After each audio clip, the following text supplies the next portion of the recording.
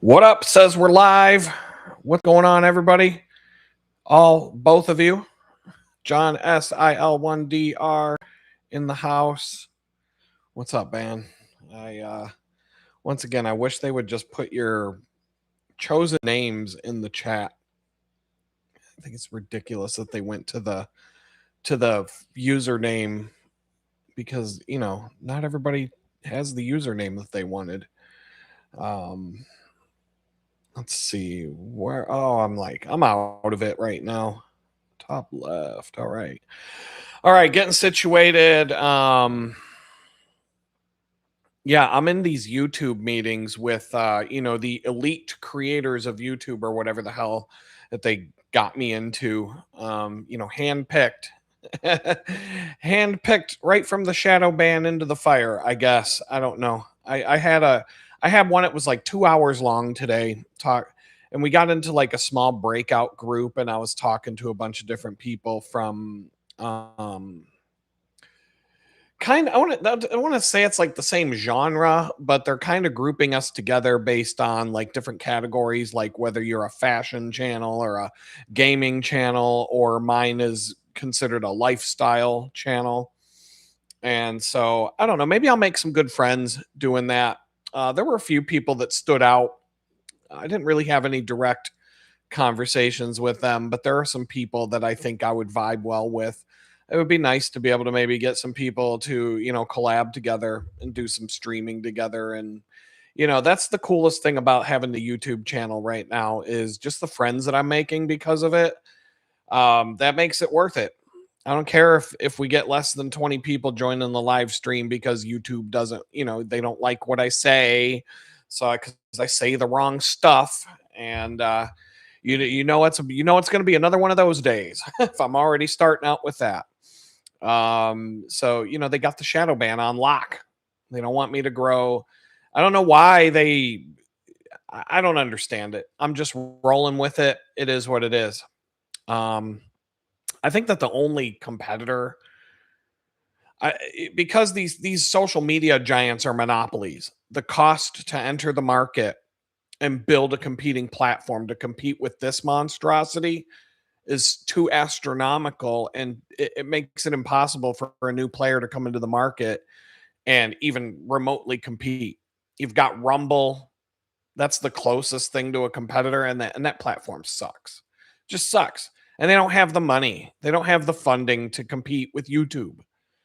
YouTube and Google are just one giant monster that, YouTube used to be independent from Google, but Google saw their opportunity to dominate the video market, bought that shit, and created a monopoly that can't be touched. I think the only person on earth right now that could even come close to possibly doing a number on YouTube would be Elon Musk with X. But X,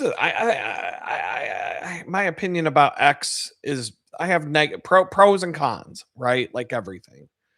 I think X is a total shit show in a lot of ways. And especially if you're going to, they support video content. If you have a premium X account, I can post videos of, 2 to 4 hour long videos on my channel, but I don't even convert my YouTube videos over there because it's just a bunch of assholes arguing about politics all day. And even though I'm talking about politics a lot on my channel, I don't know.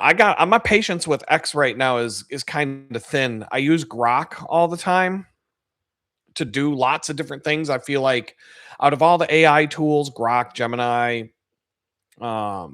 Chat GPT, all the other ones, Grok is probably the best one. I just found another one this week that I started using it's on a platform called Gaia, which is a platform that basically has like, new age mumbo jumbo self-help kind of videos.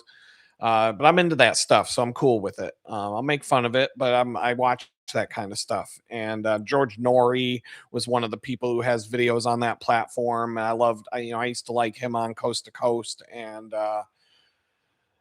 so they have an AI bot now. And I fed some stuff into that bot what up, Andrew B996? It's like we got a bunch of Star Wars droids in the chat with all these screen names. It's like I don't know. I keep saying in these YouTube meetings that people don't like this. We want the actual names of people so we can say, "Hey, what up, John? Hey, what up, JS?" Whatever you choose to call yourself. I don't know. I think they did it so that people can't impersonate other people, and it's like a more of a integrity kind of a thing that you are who you say you are or whatever, like to link to that person's channel directly.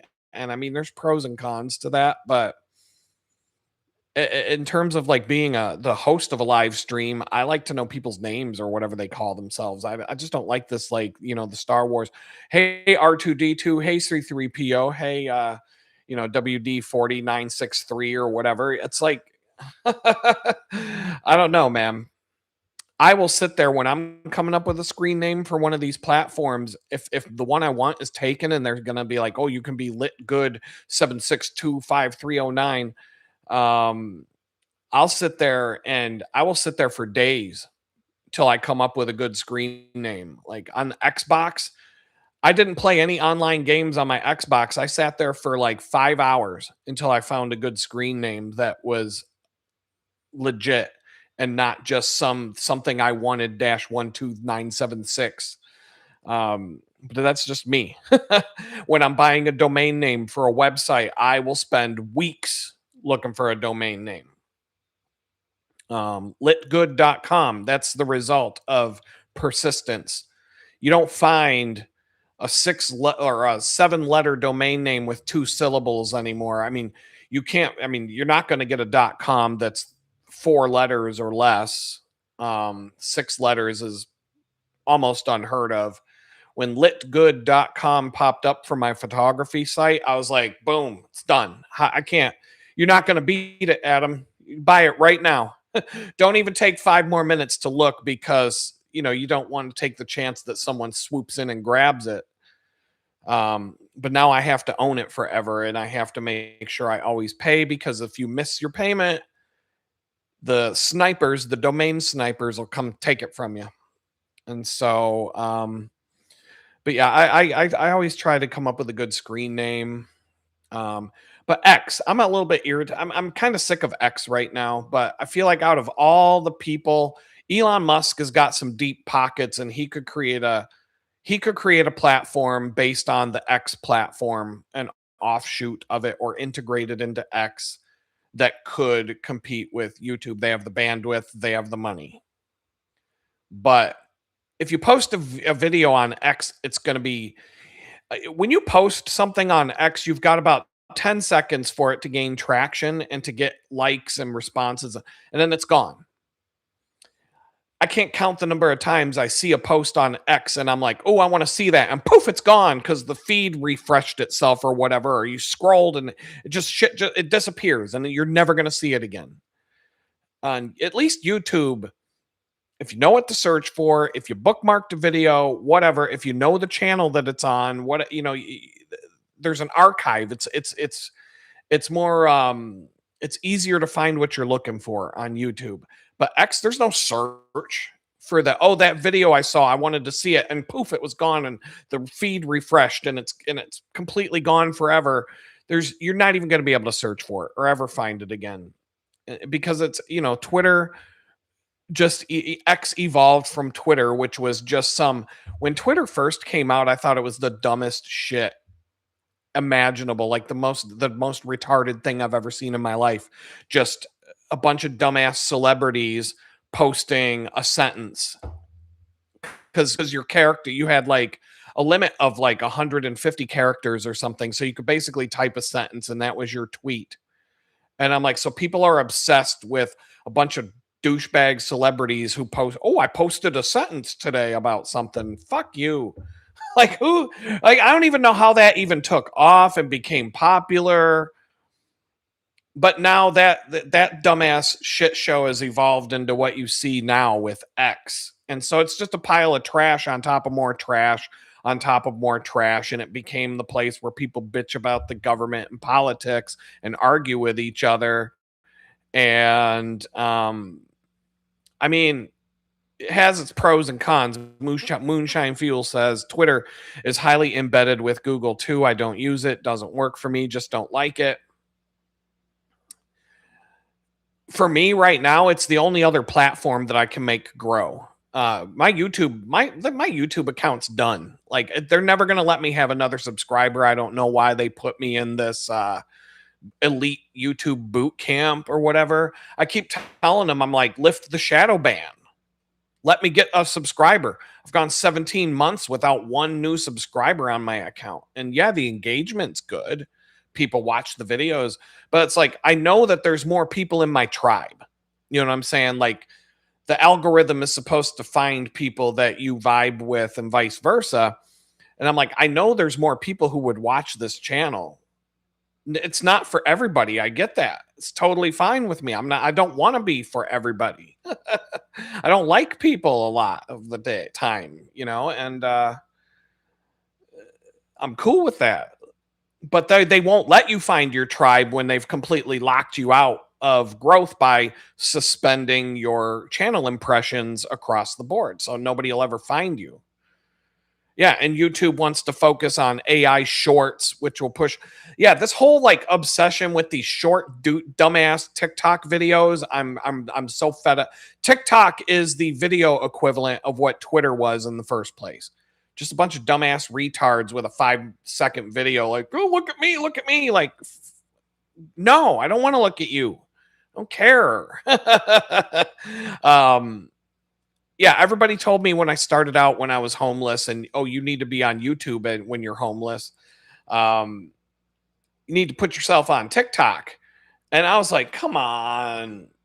And everybody's like, oh, TikTok's where it's at, blah, blah, blah. I started putting videos on TikTok, but problem is I would say stuff and my videos would be more than 30 seconds. I would say real stuff. And yeah, I got like 50 followers on TikTok. Like if I just did a bunch of dumb shit, I'd grow because that's what TikTok's for. And that platform is buggy. The app is complete fucking trash. Like it's China, the China version of whatever. It's garbage. The app itself, it's riddled with bugs.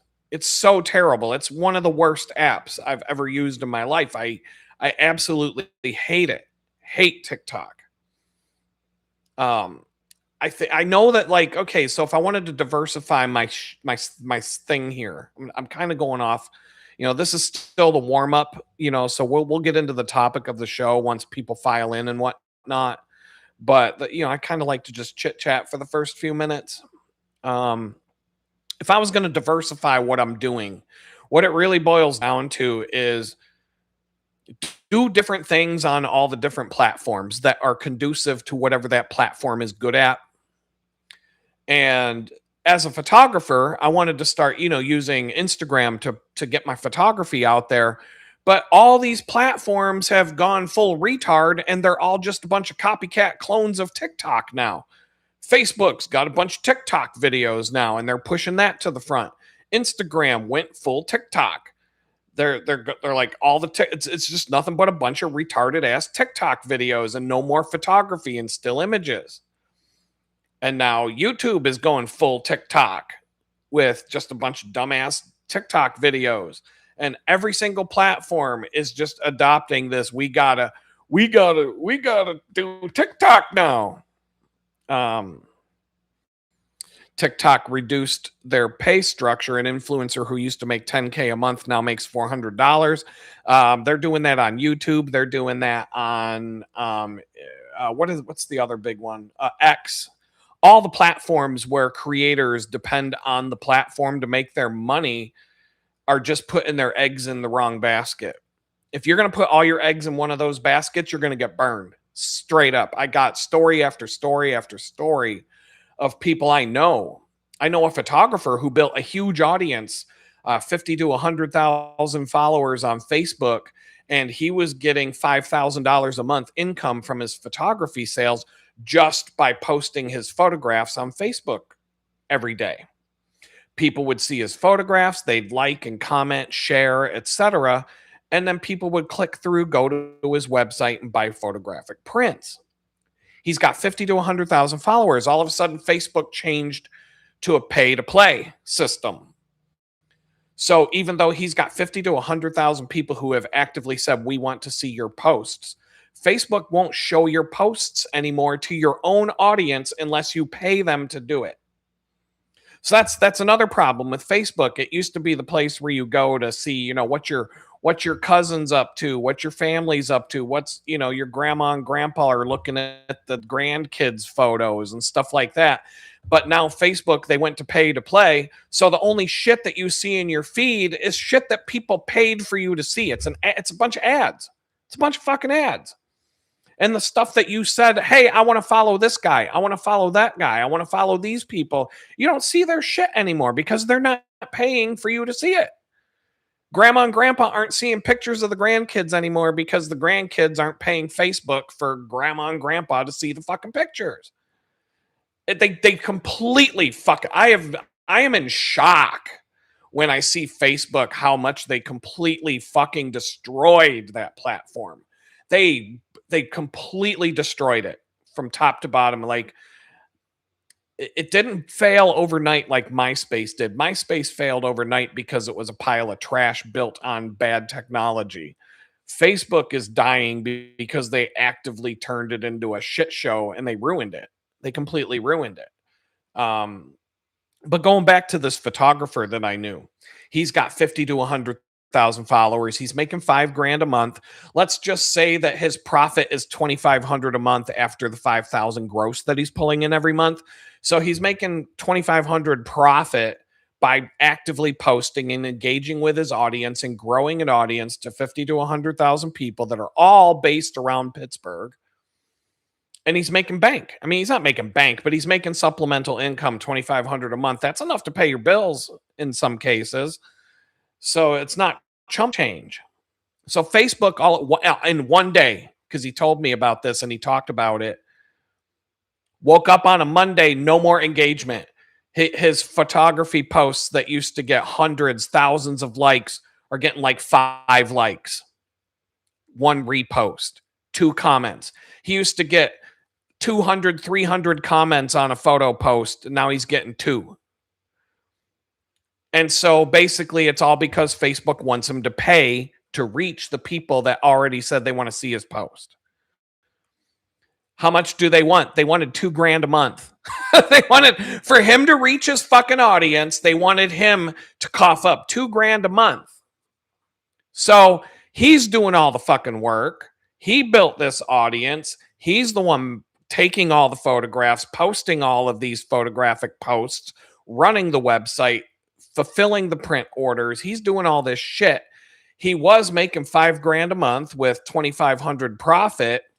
Now Facebook wants $2,000 out of his profit so that he can reach the people he could reach yesterday, but they're not letting him reach anymore. And now people are reaching out to him. Hey, what happened to you? Did you quit? Did you stop posting? And blah. His income dropped to shit.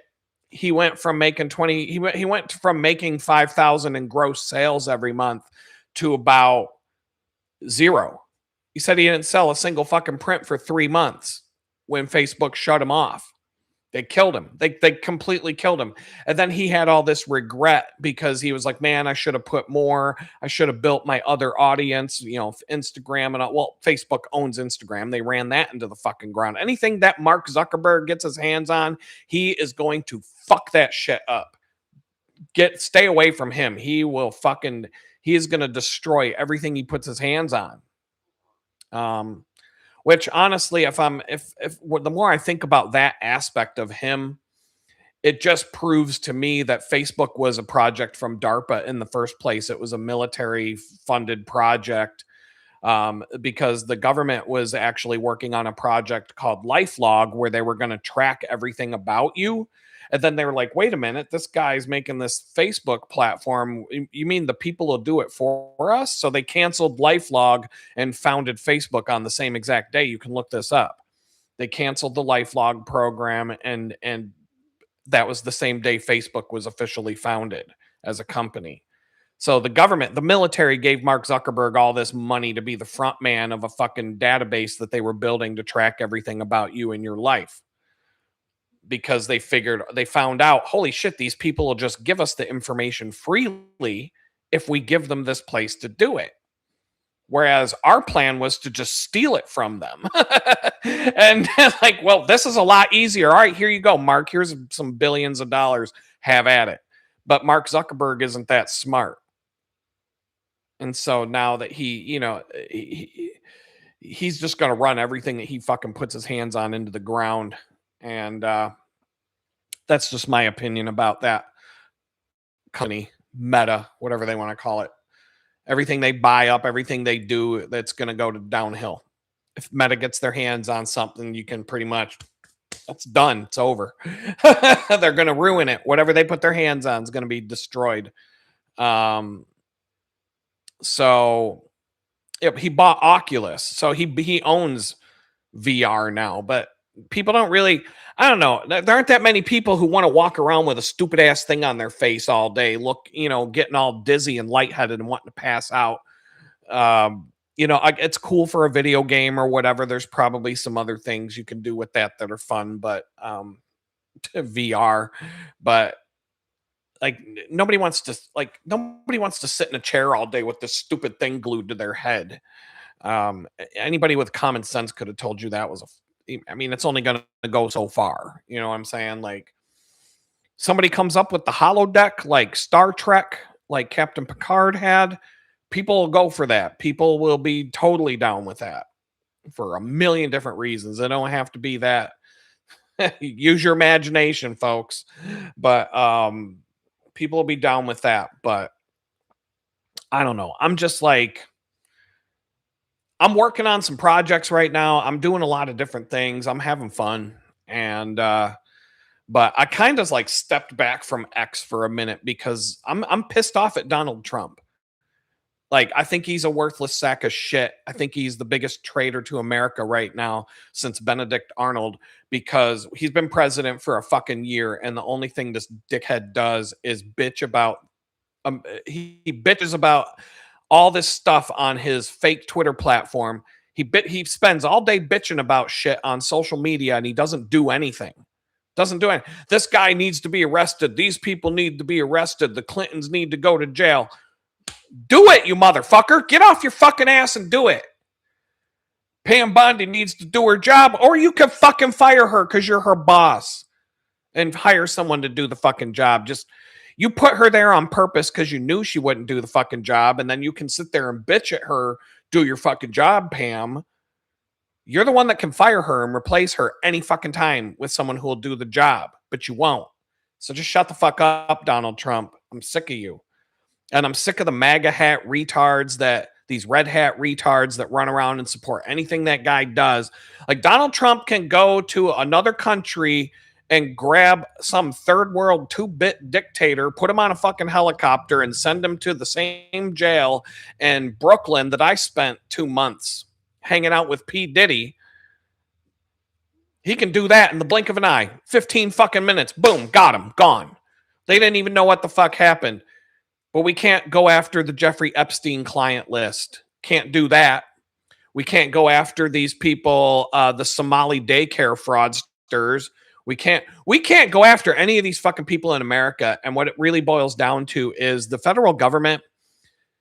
You know how I said when they arrested me, they have a 98% conviction rate. If you get arrested by the FBI, the federal government, you're guilty. Done. It's over. You will not win your case.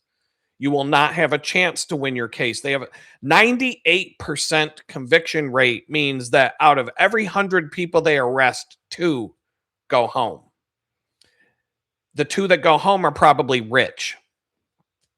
That's what it boils down to. It's how much can you afford for a lawyer? So the federal government, that's why they're not arresting these deep state criminals, because they don't want their 98% conviction rate to go down. They go after poor people. They go after poor people that don't have to hire an attorney for a federal case. Minimum is $100,000. And that's just to hire a lawyer who's going to make a couple phone calls and try and get you a plea deal. That's all they're going to do. They're not going to do anything. You're going to pay a lawyer $100,000. They're going to do like 6 hours worth of work on your case. That's what you're paying for. And that's the minimum. To fight your case, fuck, you're in like $10 million. People don't have that, so they get a public defender. pretty much that's and then that's how they get the 98% conviction rate, because your shitty ass public defender isn't going to be able to go up against this Goliath that's just going to fucking stomp all over the place. They win every case. So that's why the deep state criminals, that's why Joe Biden, that's why Donald Trump told Hillary Clinton back in 2016, if I were president, you'd be in jail. And I'm looking at my watch, I'm like, it's been 10 fucking years, you fucking dickwad. She's not in jail, and you've been president twice. A federal case. Okay, let's just put it this way: if you got charged and convicted of jaywalking in Houston, you'd probably pay a fine, and that would be about it. If the federal government charged you and convicted you of jaywalking, it would be 2 years in federal prison. That's the difference. And I'm not even kidding. A misdemeanor from the federal government is going to put you in jail for a year. A misdemeanor in your state is going to be like a fine, maybe a warning. You may not even you may get your charges dismissed. Like here in Texas, they'll put you on adjudicated deferral or something like that, where you're basically on probation. You don't have to admit guilt. They put you on probation, and after the probation period, they drop the charges. Okay, no, if the federal government, you get convicted of like the smallest thing, you're going to prison, and it's automatic. Like you're not going to win your case. They take everything you own, they confiscate all your assets, they leave you with nothing, and then it costs you $100,000 to hire a lawyer, which you can't afford now, even if you could in the first place. And then that $100,000 is only going to get you a couple of phone calls to the prosecutor. They're all in fucking bed together. It's a complete fucking scam. This country is so corrupt. You'd never understand it unless you've been through it. And ask anybody who's been through it. They'll tell you the same thing I'm telling you.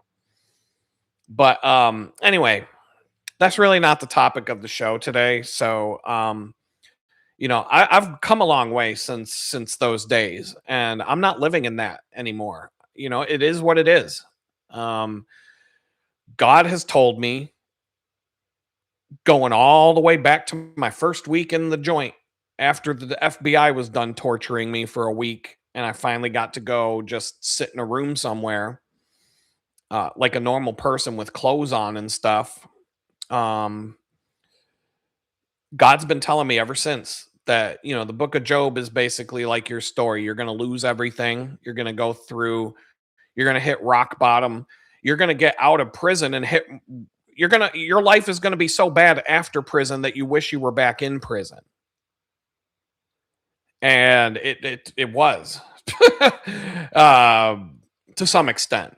I mean, being homeless is still better, but we'll get into that in a second. But God told me, like the book of Job, Job lost everything, but at the end of it all, he got it all back. That he got it all back and then some, and not just the monetary and the things, but like his whole life was restored and more abundant than before in every way, shape, and form imaginable. And that's what God's been telling me since the beginning of this. And he's showing me, and he's telling me some crazy things right now, and he's doing some crazy things, and I'm in the middle of it right now, and I feel a shift coming that's going to be more massive than the stuff I've been feeling. And if you've been watching, if you're one of the OGs who've been watching this channel since the day I started it, you've seen a lot of crazy things happen. Miracles just fall into my lap. You've seen it. You've witnessed it, or you've witnessed me talking about it the next day or whatever, but you've been following the story and you're like, damn. So I can't deny the power of God because he's shown it to me. I'm going to add it to my slide deck one of these days. Here we go. Oh, I'm never on point. Here we go. But that's the thumbnail for today's episode, where we're talking about leveling up. And so, I've been leveling up. We'll talk about, I came up with the levels. I talked about this on the members only live stream last Sunday, and I got into some pretty deep details that I'm not going to get into today about everything. But if you want to hear those details, I'm just going to plug the members, the memberships on this channel. If you go to the channel homepage and you find that where you hit the subscribe button, there's also a join button. If you hit that join button, boom, right there, you can add yourself to this list of the awesome channel members. Right now we got 6. So it's like a campsite. It's like I feel like I'm sitting around the campfire with my homeboys every Sunday afternoon when I do the members only stream, and we have some pretty fun times and we get to talk about stuff. You think I don't have a filter now? Come on into the members only live stream where Las Vegas rules apply.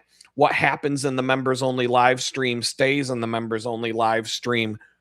You'll find out I do actually have a filter sometimes. So if you're interested in that, it's there. If not, cool, whatever. Everybody gonna do their thing, and I'm fine with that. I'm still gonna do these videos every week, and I'm having a good time with this. I've met all kinds of cool people doing this.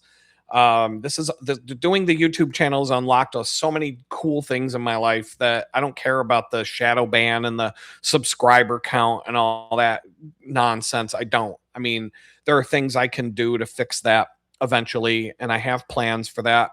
I'm working on a fairly substantial project right now that's kind of like I'm going to call it a roll of the dice, if you will, but it's fun and I'm enjoying it, and that's all that matters. And there's some other things like leveling up.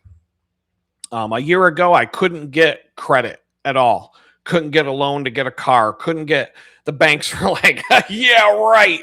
My credit score was like a 5, not like 500. My credit score was like a 5. I think 6. I don't know. I don't know how low the FICO goes. How low can FICO go? I don't know, but it was low. Maybe a 10. Maybe a 10. I don't know. They weren't giving me nothing. They were like, no, none of that. Weren't you just homeless last week, dog? You ain't getting no credit card. Turn off your EBT card first. Maybe we'll give you some credit cards. We'll see what's up. So anyway, I got another credit card coming in the mail this week. Not because once you get one, boom, boom, boom, boom, boom, they're all showing up in your mailbox. Pre-approved. So I'm going to accept them all. I'm going to get them all because that's how you build your credit back up. Soon as somebody decides to give you a little bit of credit, get all the credit you can get. Open up all the lines that you can open up, but I don't plan on using them. That's the thing. And if I do use them, their balances will be paid off at the end of the month. That's not money. That's not my money. It's emergencies. And really the only reason I had $20,000 in credit before I was arrested is because I was waiting for the day that they decide to shut America off, kind of like they were starting to do in 2020. And I'm like, one last shopping spree before the apocalypse could really help a brother out. Go drop 20 grand in preparedness and food and anything else that you might need for those end times, bullets, guns, whatever you got to get. Ain't nobody paying their credit card bills once the apocalypse kicks off and all those guns, bullets, food, extra gasoline, the survival supplies and whatever else and things to trade with. And maybe I went and bought a bunch of silver bars on credit cards, like whatever. I got real money instead of like nobody's paying them credit card bills once the apocalypse hits and the bankruptcies are just going to like big deal. I don't care anymore. That's why I had the credit. I'm doing it again. So I will have a fund, free money fund for when they decide to do the apocalypse again. And I'm going to whatever store I can go to. Swipe. See you later, bitches. Oh yeah, I'll be paying that bill during the apocalypse. Yeah, sure. Yep. So yeah, while the streets are on fire and there's so much smoke coming from Washington D.C., you can see it in Texas. Yeah, I'm paying those bills. But so I got another credit card on the way. I'm already waiting for one to come because I'm going to use it to join a gym, leveling up. Time to get my health. Riding a bicycle 4,000 miles in a year definitely helped. My legs look good, but the rest of my body looks like crap.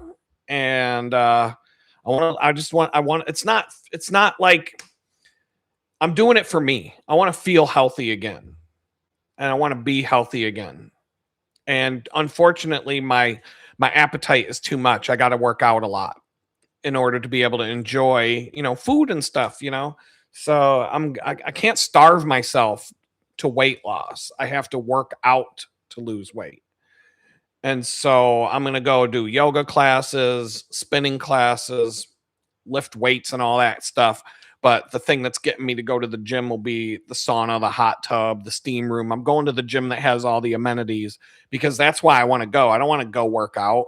I want to go sit in a hot tub.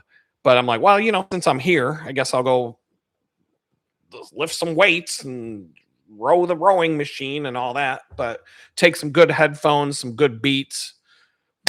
I'll be on it. I'll be good. I'm such a hermit right now that actually going to the gym would feel like amazing. And I'm a hermit on purpose. I went from August 12th, 2022, all the way to June 1st of 2024 with no privacy at all. So when I moved into this place and I'm like, wait a minute, I have privacy now. I can sit in my own place and it's quiet and I don't got to worry about anybody coming in here. And I turned into like an absolute hermit. I've been a hermit for whatever, June, July, August, September, October, November, December, January, 8 months. I've been a complete hermit. I go do my bakery job. I come home. I stay home. I don't go anywhere. I don't do anything on purpose because let me put it this way. If you ever go to a jail or a torture center like the place I was at, I went 14 months without seeing the sun and I went 2 years without knowing what the sound of quiet sounded like. Not one time, not 30 fucking seconds of quiet. 14 months didn't see the sun. Forgot what the sun looked like. Never saw a tree. 14 months. It wasn't until I went to Club Fed that I could go outside and see the sun. If you've ever gone 14 months without seeing the sun, they don't even do that to people who in the Navy who be on submarines. They could be on a submarine for like 3 months and that's considered to make them go crazy. So they got to pop the submarine up above the water, let them get some sunshine, dock somewhere and let them go walk around the world and see what outside looks like. They say 3 months on a submarine is enough to go crazy, but they'll put you in that jail for 14 months without seeing the sun in a fucking. And not only did I not see the sun, when you go to bed at night, they leave the lights on, fluorescent lights. So you have to sleep in a room that's lit up with fluorescent lights. You don't even know what darkness, like a dark room feels like. Like all the things that they did to us in that jail are against the Geneva Convention, to be honest, because I've looked this up since I got out. They're literally torturing you. The federal government does this to extract a confession out of you because that's part of how they get their 98% conviction rate that I was talking about. But anyway, I always, I start going down these side roads and I'm trying to stick on topic today. So, getting credit. So I have 2 credit cards now and a private label card that I can use for auto repairs and automotive related stuff specifically. It's from a good bank. I used to have a credit card with that bank. So they were actually one of my better credit cards. So I'm cool with that. Easy to deal with. Their website's pretty good. And then Amazon unlocked all of it. Like they all know the sharks are swimming around you, the credit sharks. Like Amazon now, when I go to pay for stuff, all of a sudden Amazon's going, oh, you can do a payment plan for this. They weren't doing that up until just about a month ago. Not even a month ago. I don't know how Amazon gets wind that you're credit worthy again, but all of a sudden now I go to buy something. Amazon's like, hey, buddy, you want to do that in 4 payments instead of paying for it right now? You can do that. Something, huh? Oh, we saw you were looking at these hard drives the other day. How about we get you them hard drives? You can make some payments instead of doing it all at once. Huh? Come on. You want to. So they're doing that to me now. I bought one piece of gear on a 4 payment plan. It was $100 thing. I'm doing 4 payments at 25. I needed it for something I'm working on, piece of gear for my computer. And I'm like, well, $25 today is better than $100 today. Either way, I had to do it. So I'm like, fine. But so I guess it's like being that elite member of society, just like YouTube says I am when I go to these creator conference meetings or whatever they're. I don't even know what it's called because I don't care. Um, but I'm just gonna try and I'll try and use it for whatever I can use it for. I'm there for a reason. God's put me through all this stuff to see. I don't even know what he's about. I mean, he's telling me what he's about to do, and in some cases, it's so very specific that I'm having a hard time not doubting him, and I'm going in this circle of doubt where I'm like, okay, God, I believe you. And then I'm like, well, God, it really does seem far fetched. And then one night, he struck my house with lightning at the same time he said something in the YouTube video. And I'm like, okay, I'm not going to ask you for another sign, God, because I don't want you to kill me. So we're good. But and ever since I came to that conclusion, I said, I'm not going to ask you for any more signs about this. He's given me like 4 signs a day now about the thing I'm not asking for a sign for. And he just keeps throwing it at me like, trust me, believe me, you're going to love this. You're going to love it. Just hold on, dude. It's coming. Stop worrying about it. You're leveling up. And so, going to the gym, I want to level up physically. Like I said, I want to get my credit up. I want to, leveling up across the board. I had a job interview yesterday and went very well. I'm trying not to doubt it because, obviously people are going to jump into the comments and be like, oh, you're never going to get a job because you're going to have to pass background check, blah, blah, blah. Okay, this is a company that they may do a background check. They may not. It's kind of like a 50-50 situation. And in my opinion, they're big enough that I'm expecting that they will do a background check, but they're small enough that they might not.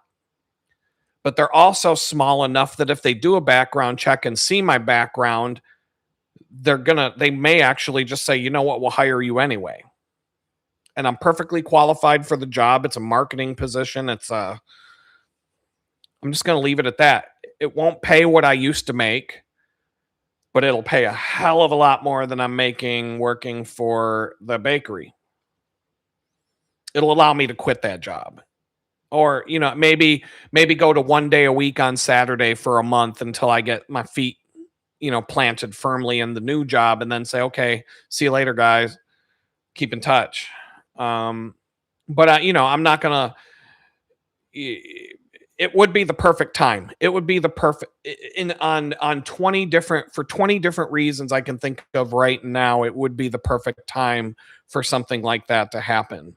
It would be a fully remote job. I can sit here right at my desk, working 5 days a week, 8 hours a day, making good money, and then have all the extra time I need to do all the freelance stuff and everything else that I want to do. It would give me a lot more energy back than I'm currently bleeding out. A couple of paychecks from that job, I could go buy a car, like a better car. Keep the Passat because I own it, title and all. So keep the Passat and just let it run till the wheels fall off, I guess. But go get a 2-door Wrangler or something that like a victory lap, like straight up victory lap. I want to get a reliable vehicle, but a vehicle that I choose, of not a vehicle that I settled for. But like I went out and I'm like, I like that. I'm getting that. It'll have, have a monthly payment or whatever, but I won't be stupid about the sticker price. I'm not going to go buy anything that's going to put me in a payment plan that kills me, but something where the monthly payments I can double up on and take a 3-year loan and pay it off in 2 years or less. something like that. But that all hinges on getting this job. Um, I would probably, there's other things. Like it would be a great upgrade. And they came to me. I didn't go. I wasn't seeking this. This came to me through LinkedIn. Um, but yeah, I mean, I met with the guy yesterday. It went well. I had a good time. I had a good vibe from it. But that's about it right now. It is what it is. Um, Pre 2006 cars far superior. I don't want the new car. I'd probably go get a JK Wrangler or maybe the first or second generation. I like the JL Wranglers because they fixed things in the JL that were bad about the JK. If I buy a Jeep Wrangler, it's going to be a stick shift, hand crank windows. It's going to be it's not going to have electronics. That was why I loved my JK Wrangler so much, because it didn't have all the crap. If I needed to roll down the passenger side window while I'm driving, I had to lean over and roll it down while I'm driving because it's a crank. There wasn't anything on that thing to break, but the gear shift sucked. The even though it's a manual, the transmission in those things was bad. I've heard that Fiat did a good job fixing those and make them they're better. And the windows, if you get the soft, now I want a hard top, but if I got a soft top, I could settle for that. The JL soft tops use all Velcro, so it's easy to take the top off and the panels off. The JK is all zippers, and those zippers completely fall apart. The zippers break. It's a mess. They're a pain. They're a huge pain. But I've been told that the soft tops on the JLs are much easier to deal with, and you can just kind of peel the panels off and stick them back on when you're done, and it all goes together smooth. And I don't know, there's just some other things. I don't want a 4-door Wrangler. It's this, if I'm going to Wrangler, I want an actual Jeep, not one of these like nothing's big enough for America Jeeps. But the actual, like, the reason I liked my Wrangler so much is because I could go places with it, and I could fit into places that a pickup truck or a 4-door Jeep wouldn't fit. I would go off-roading and I would get into some tight places, and I'm like, man, I'm glad I got this tiny little Jeep because I can maneuver this thing like it's a 4-wheeler sometimes. You're not going to do that with a pickup truck. You're not going to do that with a giant Overlander. So anyway, I'm just, I'm thinking out loud. But I'm not putting my eggs in the basket before, the Easter bunny comes, or whatever we want to, however we want to word that. Got to get the job first. And I've got another, if I get another round of interviews, it will be, then it'll be a who knows what from there. I don't know if they do a background check. I'm not just going to come out and ask on the first interview, oh, do you guys do background checks? That's like a pothead saying, hey, do you guys do drug tests? Because I got to stop. I got to go get somebody to pee for me. You know what I'm saying? But I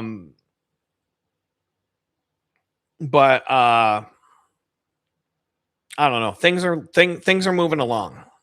I feel like this job is like one of the best chances I've had to actually get a big boy job since the day I came home from the joint. And if it doesn't happen, which every time I say the word if, you're already living in that world of doubt. Like the word if this happens or doesn't, like just by saying if and not knowing, like, because you want to live in, like, if you really want these things to come true, what does it say? What did God say in the Bible?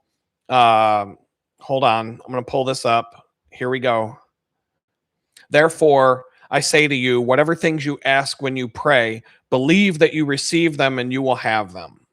And, that's just the one I have the slide for. There's a ton of other passages about, Jesus says, if your faith is as small as a mustard seed, you can throw a mountain into the sea. All of that stuff. You could turn water into wine, or, like, you could do all the miracles that he did if you had just a little bit of faith. And which tells us how much faith we really don't have. And so I'm trying not to live in that, if I get this job, if I don't, like, I'm just trying to live as if if it's already done. But when you apply to 600 fucking jobs and you don't get a job and you get hired at 5 different places and then they all kick you out the door after the background check, and the best you could do out of 600 job leads is a $10 an hour job at a bakery, you're like, you're going to have a hard time with that whole doubt thing when something comes along. So you're automatically trained to believe it's not possible. But then God has showered me with so many miracles and dropped so many impossible things into my lap over the last year. I can't sit here and argue with him about it. Like, he's done so many things. I'm going to have to put it in my slide deck as I have time of all the miracles that he's thrown at me over the last year. It's nuts. So he's proven, I mean, there's no doubt in my mind that he can do this. I just need to like leave it in his hands. That's what I said this morning to him when I was wrestling with this. I'm like, God, I lay this at your feet. I don't know. I don't want to doubt this. Just your will be done. Just leave me out of it. Do what you want to do with this. You can make it work. You can tell this company not to send me the background check and just, you can do the Jedi mind trick. You don't need to do a background check. We don't need to do a background check. Like, you can do it. Just, if this is what you want, do it. Leave me out of it. Let me know what you decide. Like, I don't want to sit here and stew in it anymore. And there's a bunch of other things going on in my life that I'm just like, he's telling me straight up some crazy stuff. You're going to be doing this. This is going to happen. This is going to happen. Very, very, very specific things. Synchronicities are out of this world. And they're constant. I had like 5 of them today about this one thing. He's just like one after the next, after the next, after the next, after the next. And I'm like, okay, I believe you, but how? When? Soon. I don't know if you've ever seen the show The Chosen, where Jesus and his disciples are walking around, and every time Jesus tells them something's going to happen or this and that, the other thing, and they're like, well, when? And he just goes, soon. Well, what's soon? It's a crappy answer, but that's the answer we've got. So when it comes to, when we're talking about leveling up, I always talk about how life is basically like a video game these days, where every time you reach a certain threshold, things might be a little bit easy for a period of time, and then they start to ramp up and get really hard. And that's like the sign that you're about to reach the next level in a video game design. And whether the video game design could be linear, like Super Mario Brothers, or here, like we got Sonic the Hedgehog, you're going to run from beginning to the end of a level, then level 2, then level 3, and then Dr. Robotnik or whatever he's at the end. It's a boss. You got to beat this boss.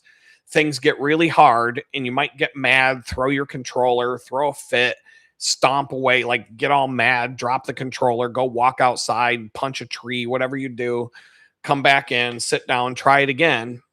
And then when you beat the boss, you start another level. And then that gets easy for a while. The second level, the beginning of level 2 is usually easier than the end of level 1, but halfway through level 2, it becomes harder. And by the time you get to the end of level 2, it's like you're stressing out. And then you finally beat it. And you get to level 3, and level 3 starts out harder than level 1, but easier than the end of level 2. And that's how games are designed. It could be the linear type of game like that, or it could be like Assassin's Creed, where like leveling up is like you increase your character's strength, you increase your magic, you get some new armor, you get a better sword, you upgrade all the different characteristics of your character in the game, so that an enemy that you can't defeat, that will just beat you with one slash of the sword, all of a sudden you can go up against that same enemy now and you can whoop their ass, because now you've leveled up. You've got better armor, better weapons. You've got, hand grenades. You've got all kinds of gadgets and stuff that you didn't have before. You're faster. You can block better. All the different things. You can kind of customize how you want your character to grow. That's the other way but it's the same concept. Every time you level up, it gets really hard right before you level up. But after you level up, you get to sit and chill for a minute before things start to get hard again. And so that's the pattern. And that's the pattern I've seen in my life. And so I kind of had to sit down and think about, like, okay, what are the levels? And actually write it down. And I think I'm missing a level for some reason. So if you've been an OG, if you've been on this show, if you've been watching this channel for a long time, um, chime in if you can remember a level that I'm forgetting about. But I know some of you were here on Sunday, but I'm just going to kind of gloss over this again. But I'm going to talk about some different things related to this list. But so level 0, I was at level 0. I was in prison.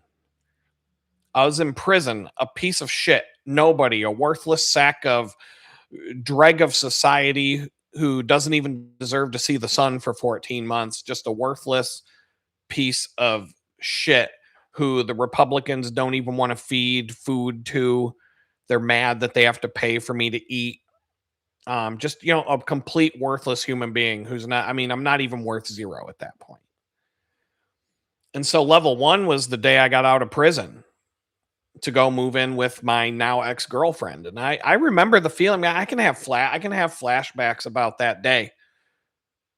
All I got to do is sit back and remember a couple of things about that period of time. And it's like, oh my God, the whole general feeling of life just takes over. And I realize, like, how much I was living in fear and how, like, oh my God, it was so intense. So intense that whole period of time. And it was worse because my psychotic nut job ex-girlfriend made it 1,000 times worse than it would have been if I had, support in my corner.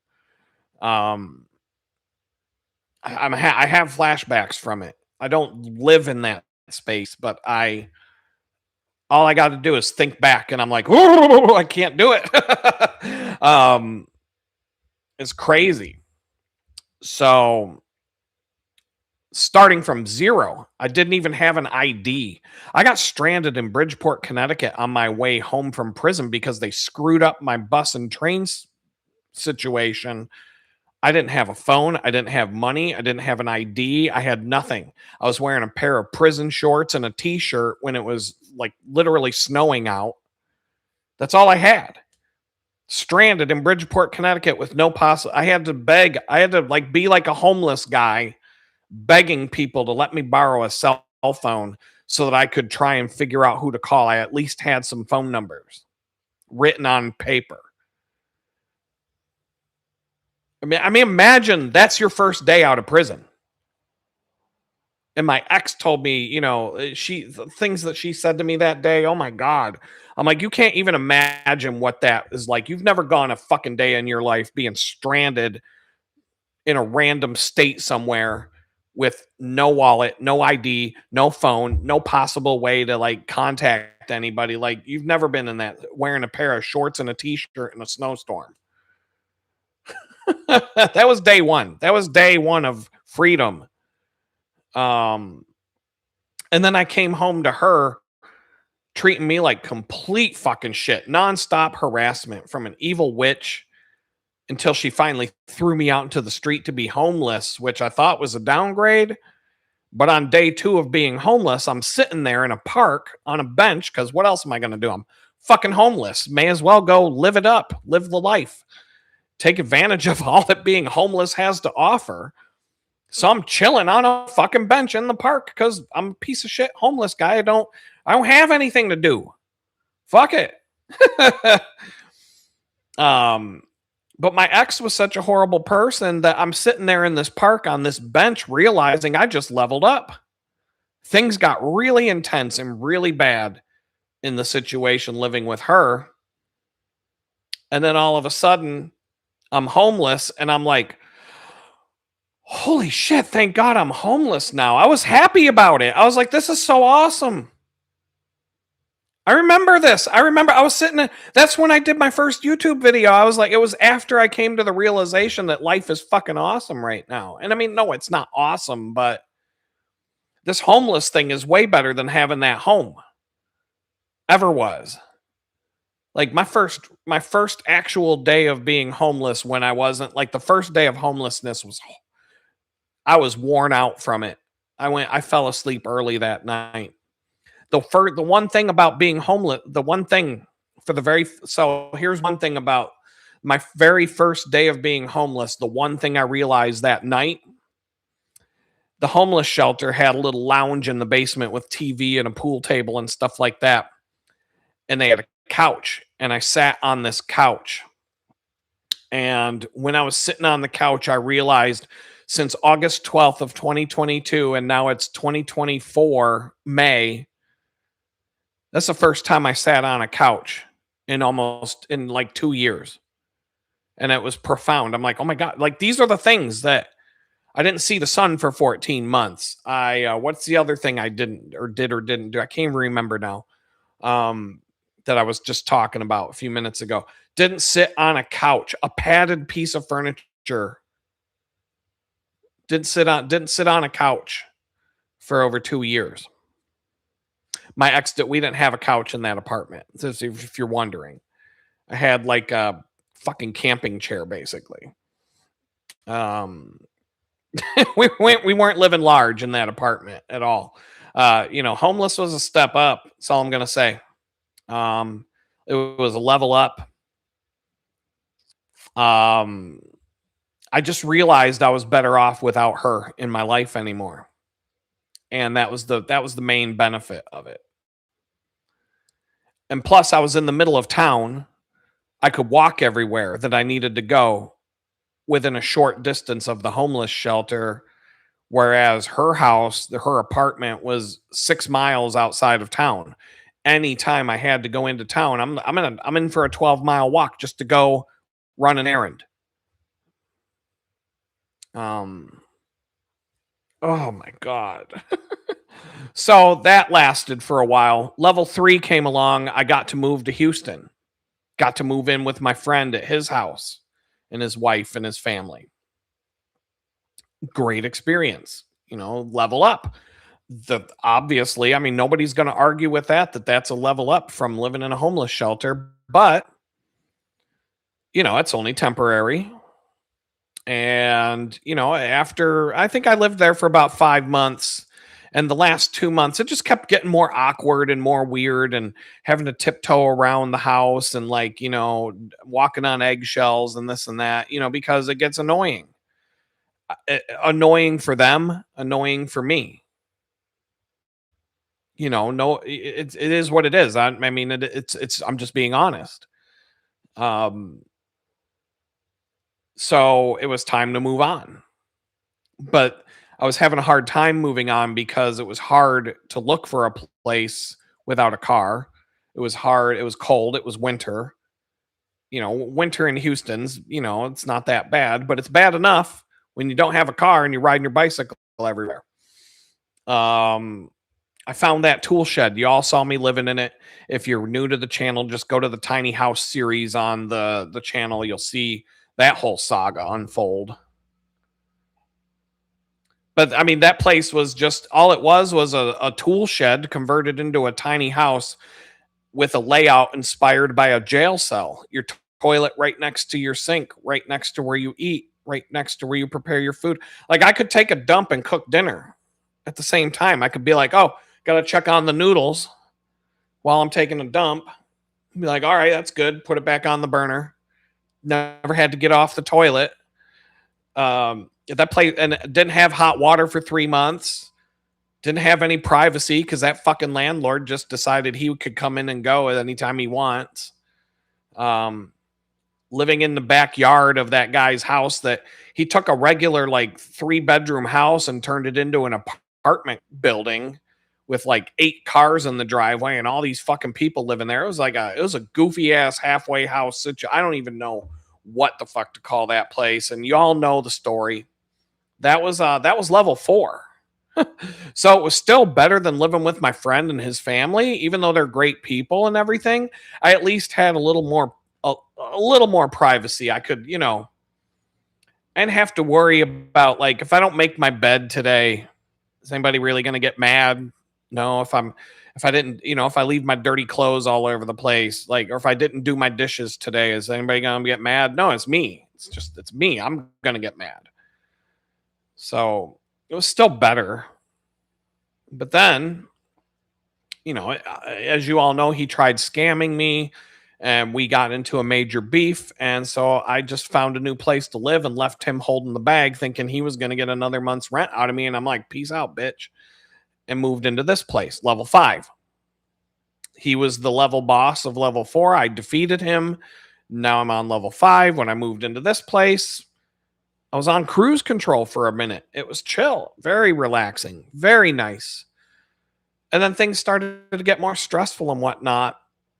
Um, in fact, like I was saying, when I moved into this place from the tool shed, levels 5, um, the house where I live now, I'd gone from August 12th, 2022 to June 1st, 2025 with no privacy ever.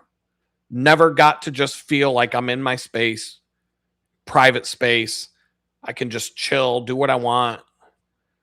If I want to take a shower and walk around with my balls hanging out, I can do that now. It's my place. I can shut the windows, the curtains, the door. Nobody's looking at me. I can walk around. I do what I want. And I took advantage. I've been taking advantage of that. I've never been this much of a hermit my entire life than I have been for the last, I don't know, since I moved in here, since June. I go out and do a couple things here and there, but it's sparse. I don't even go for bike rides for fun. I go to that job, I come back, I go grocery shopping. I really can't think of anything else I do. I stay home. I stay home and I do stuff at home. And it was because I needed it. I needed to isolate myself and become like, I needed to completely shut myself off from the world around me as much as I could possibly shut it off. Like, just completely shut it off. Block it out. Be alone, quiet. Like, there are days I just sit in here with no TV, nothing on. I just sit and listen to what quiet sounds like, because it's very quiet here. And I needed this. Like, I needed this. This is like therapy for me. Like, it wasn't a choice. I had to do it. I'm coming out of that funk now.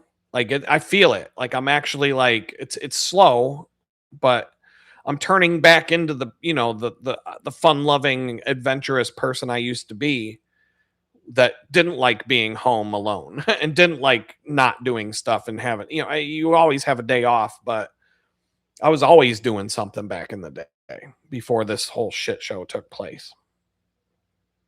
Moving out of the tool shed. So anyway, then out of nowhere, God drops a big check in my hand that allows me to go get a car.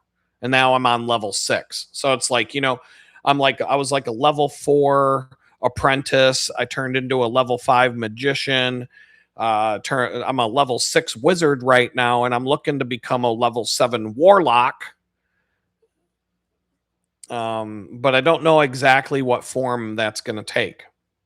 And so, like, what could level 7 bring? So here's a little analogy that I like to use about the 3 things in your life that you have to have put together in order to have a good life. And if any of these 3 things are out of whack, the other 2 will go out of whack with it. But if you work really hard on getting at least one of these straightened out, the other 2 will come with you. And if you're working on all 3 of them, then and you're improving all 3 of them, it will kind of multiply and your life will just continue to get better and better. And that is your health, represented by the stethoscope here, your wealth, but from the piggy bank, and your relationships. In this case, it's represented by the wedding ring. I don't know what other symbol would be good for relationships, but it doesn't just mean your romantic relationships. It means your relationships with other people. And so I've been using this for years and years. I didn't make this up. I stole it from somebody a long time ago because it made sense. If your health is in the toilet, your wealth can go downhill with it. Your relationships will be strained. If you're in a bad marriage, it'll bring your health down. It will definitely bring your wealth down when those divorce papers are signed. it'll definitely hurt the other two. If your wealth goes down, well, your girlfriend's going to leave. Your relationship with your wife is dependent on your wealth in most cases. If you if you make if you make 60 grand and she makes 50 grand, you two she calls you her life partner. We'll be together through thick and thin. We're a team. Teamwork makes the dream work and all that. But let's just say she gets a raise and now she's making 70K and you're making 60K. All of a sudden, you're a lazy piece of shit. You got to get off your ass and make something of yourself. Why are you so lazy? Why am I carrying all the weight in this relationship? Like that's what you're going to deal with. We've talked about this many times. So if your wealth goes down, you can kiss your wife goodbye. That's done if you're a guy. And then that could bring your health down, the stress of all of that. So you have to have all these things in check. But I've always been bothered by the fact that health, wealth, they rhyme. And then relationships is the third one. And I'm like, as a marketing genius, advertising guy, it's never rang a bell with me. And so I'm like, okay, there's no word that rhymes with health and wealth that means relationships. And so I'm like, okay, what are the other ways that we can make this vibe? And so I came up with, I did a lot of brainstorming and I came up with a way to say it that's more better for the marketing side of things is to call it resilience, riches, and relationships. And if you have all three of those in check, your life will be great. Just like Tony the Tiger says, with the 3 R's. That's exactly how Tony the Tiger says it, with the 3 R's in great. Resilience really does kind of speak to health, because it's not just that your health is in check. It's that, and when I talk about health, I'm talking about your mental health and your physical health. They're both basically one and the same. And the resilience part of it is bouncing back from whatever you're going through. Like, I mean, if you lose your leg, okay, there was a cyclist in Pittsburgh. His name is Danny Chu. Look this guy up. 2-time winner of the Race Across America. Epic, legendary cyclist. This guy used to get on his bicycle on a Tuesday and ride from Pittsburgh to Anchorage, Alaska. He rode to Prudhoe Bay once on his bike and back. His goal was to ride 1,000,000 miles before he dies. There's a place in Pittsburgh called the Cathedral of Learning, and I'm going to pull this up. Easy to find. Here's a picture of it. It's this building right here. Open image in new tab. Oh, of course, it's too low res. Hold on. I can't talk and do this stuff at the same time, but that's why we're live. This is what we do. So I'm looking for a large image. Here's the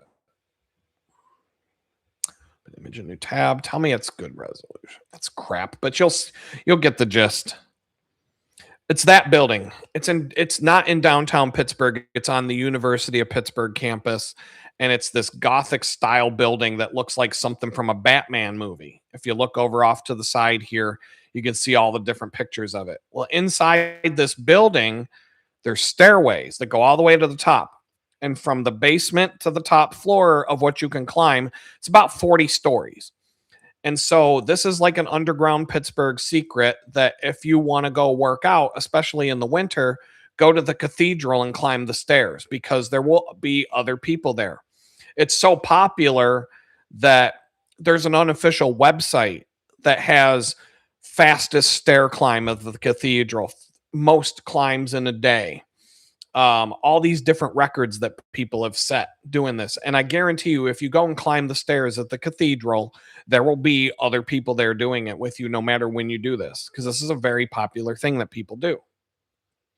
And so one day I ran into Danny Chu there. I'm like, hey, what are you doing? And I was like, so how many times did you climb today? Now for me, 4, maybe 5. I'll climb that thing about 5 times. My fastest times, I always take a stopwatch and headphones. I I time every single climb because it's a benchmark for my fitness. And I hate doing it. So having a stopwatch so I can race myself is kind of like it's a game I play.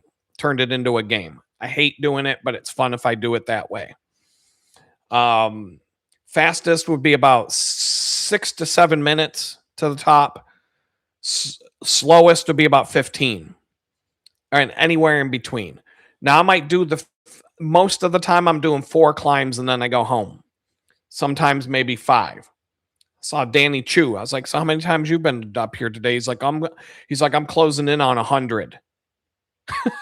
Closing in on 100 climbs on a Saturday. He got there at like 6 in the morning. It's like 2 in the afternoon, and he's closing in on 100 climbs of the cathedral, 40 stories. He's done it. He's on like 90 something. He's on his 90 somethingth climb. And this guy's doing it like 5 minutes per climb. He holds the record for the fastest climb, most number of climbs in a day. He holds pretty much every record there. This guy is a well-known guy in Pittsburgh. He organizes one of the big bike races every year, et cetera, et cetera.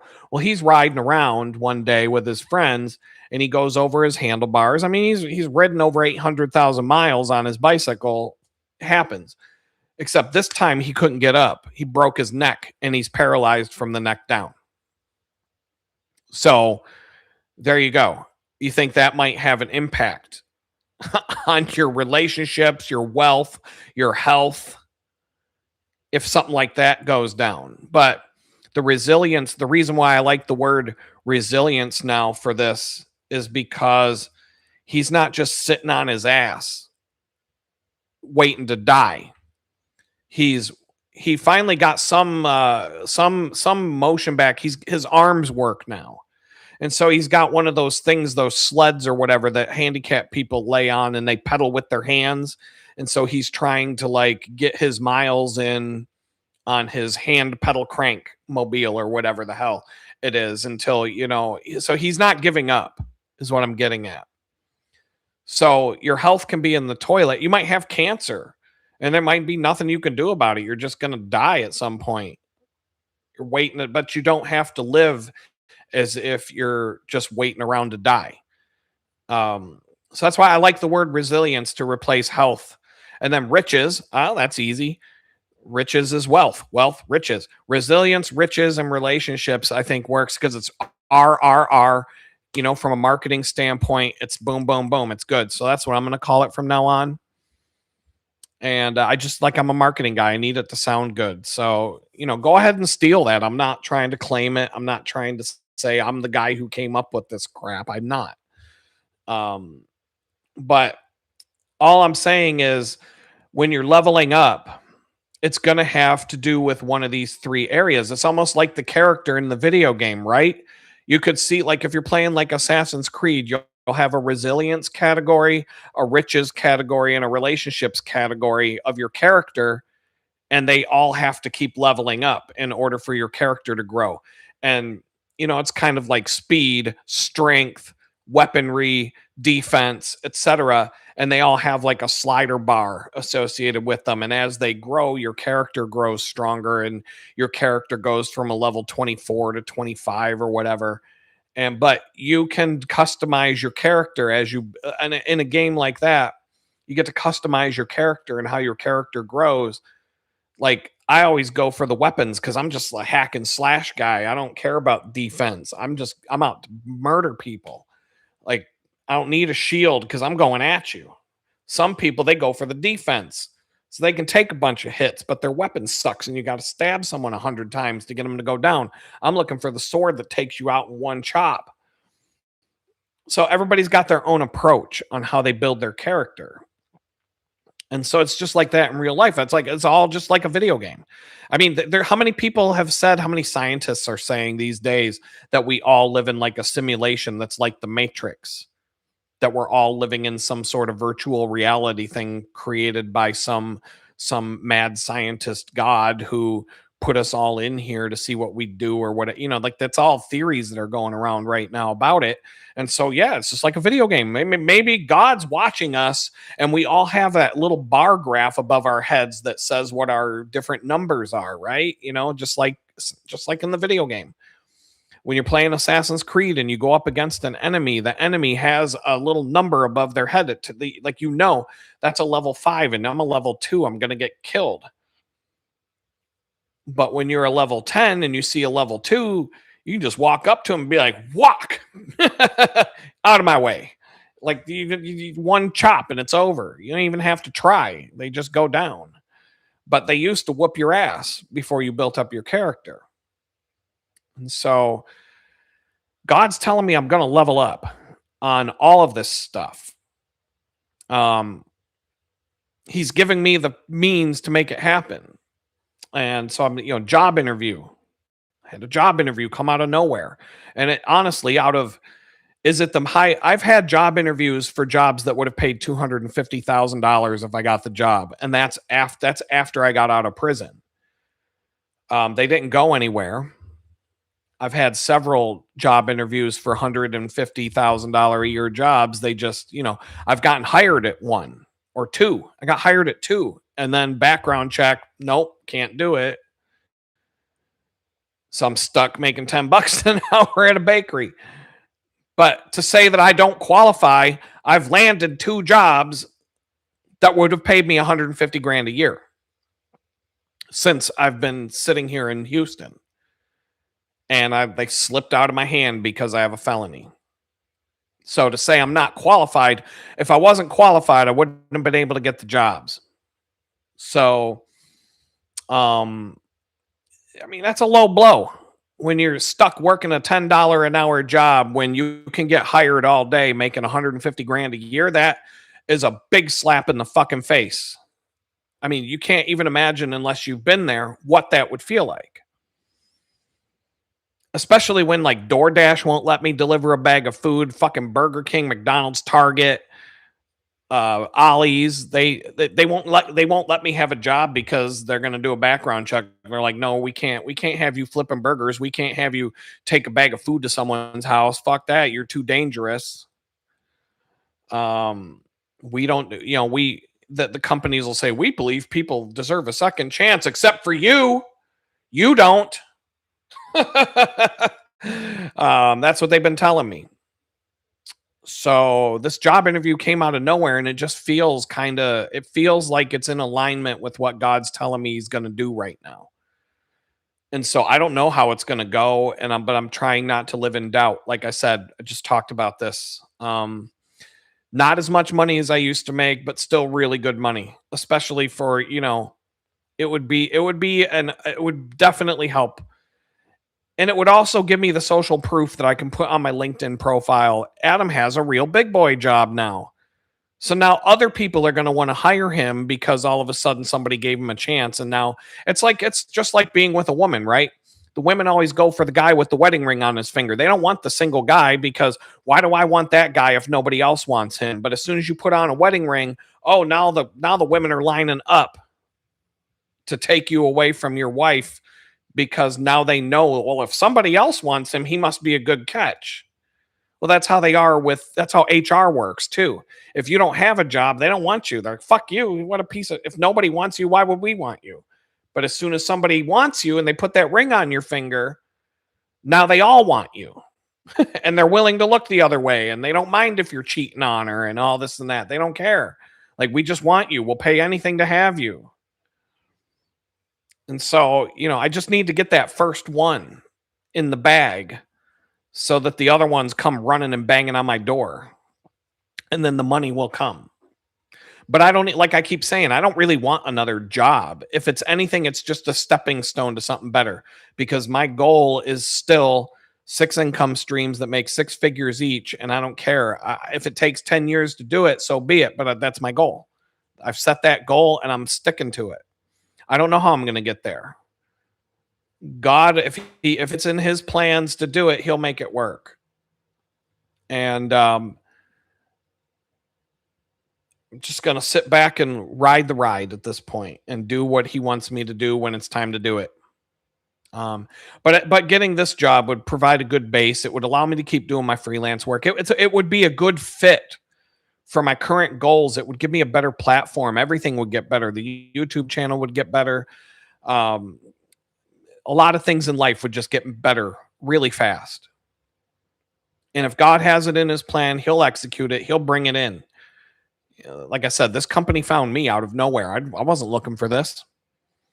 So, and God keeps speaking to me. Here we are, Adam's favorite book, the only book I even read anymore. Jesus Calling. Every time I read Jesus, I'm going to read you a few entries from this book and going starting today and working backwards, because even this book is in alignment with all the things that Jesus and God keep saying that he's going to do for me. And today's entry is: strive to trust me in more and more areas of your life. Anything that tends to make you anxious is a growth opportunity. Instead of running away from these challenges, embrace them. Eager to gain all the blessings I have hidden in the difficulties. If you believe that I am sovereign over every aspect of your life, it is possible to trust me. Things are, or thinking about what might have been. I do that a lot, man. I had to pause there because sometimes even the fifth time I read the entry, I pick up new things from it. How many times have you heard me say, if I had just kept my mouth shut and the FBI didn't drive a tank into my living room, where would I be today? Because things were on the up and up. Money wise, everything was falling into place back then. And here, boom, they're falling out of place in the blink of an eye. But Jesus is telling me right here, start at the present moment. That means right now, right here, not then. Accepting things exactly as they are, and search for my way in the midst of those circumstances. Trust is like a staff you can lean on as you journey uphill with me. If you are trusting in me consistently, the staff will bear as much of your weight as needed. Lean on, trust, and be confident in me with all your heart and mind. And, I always highlight the parts that stand out to me. And lately, I'm just highlighting the whole damn thing. And the funny thing is, I didn't highlight the one that just came to my mind about wasting energy, regretting the way things are, or thinking about what might have been, because my mind wasn't there earlier when I made the slide. So different parts will stand out to me at different times. But right now, it's just because of what he's telling me is about to happen in my life. Strive to trust me in more and more areas of your life is the thing I'm really struggling with right now. Like, straight up trusting him. He's telling me these really specific things that are about to unfold, and it just seems outlandish to me. And like, it seems like when Yoda told Luke Skywalker to lift the X-Wing out of the swamp, and Luke was like, and the thing moved like 6 inches, and then he dropped it back in the swamp. He's like, I can't fucking do that. And then Yoda comes over and he's like, whoop, pulls it right out of the swamp and just sets it over there. And Luke looks at Yoda and he goes, I can't believe that. And Yoda's like, yeah, that's why you couldn't do it. Or, why you couldn't do it, that was. Or whatever he said. I don't know the exact quote, but you know what I'm talking about. If you're into Star Wars, you know. Like, God is literally telling me he's going to have me lift my X-Wing out of the swamp and set it over there and get in it and fly around the galaxy in it. And I'm like, come on, that's impossible. And I know it's not impossible for God. And I'm still like, come on, dude. No. Instead of running away from these challenges, embrace them, eager to gain all the blessings I have hidden in the difficulties. If you believe that I am sovereign over every aspect of your life, it is possible to trust me in all situations. And I'm not kidding when I said that I asked God for one more sign about this one thing that I was dealing with, and He straight up made my house explode. I woke up after asking God for a sign. I fell asleep at like 9 o'clock on a Friday night, and I woke up at like 11 after I had prayed about this and asking God. I'm like doubting him, saying, I just need another sign. There was a random YouTube video playing. The dude in the video said something extremely specific about the thing that I was wondering about. And at the exact same time, the guy said this one specific word in a sentence. Boom! My whole house exploded and it shook the ground. I've never heard a thunderclap that loud in my life, and it was at the exact same time as the lightning, which means the lightning struck my freaking house or right next to it, because you can tell how far the lightning is when you see the flash. Every 4 seconds, it's a mile away. So if it's 1 second, it's a quarter mile. 2 seconds, it's a half mile. If it takes 4 seconds between the flash and the thunder, that's a mile. 8 seconds, 2 miles. This was boom, like the flash and the boom were the exact same time. And it shook this house. I'm surprised the windows didn't break. It was so, and the timing of it in this, it blew my freaking mind. And I cannot get over it. It was too wild. It was way too wild. And so ever since, I'm like, okay, God, I'm done asking you for a sign, because next time you're going to kill me. So I'll just leave it alone. And I stopped asking for signs.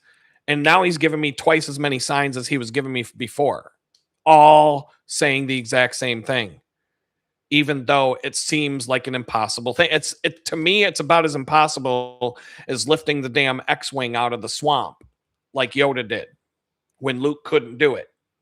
And then look at Luke became a badass before he started drinking, blue titty milk while he was in exile. But there was a period of time Luke Skywalker became a badass right around the time of the Mandalorian, when he, whooped all those robots that the Mandalorian couldn't even put a dent in.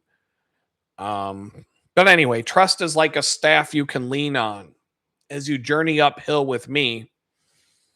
If you are trusting in me consistently, the staff will bear as much of your weight as needed. Lean on, trust, and be confident in me with all your heart and mind.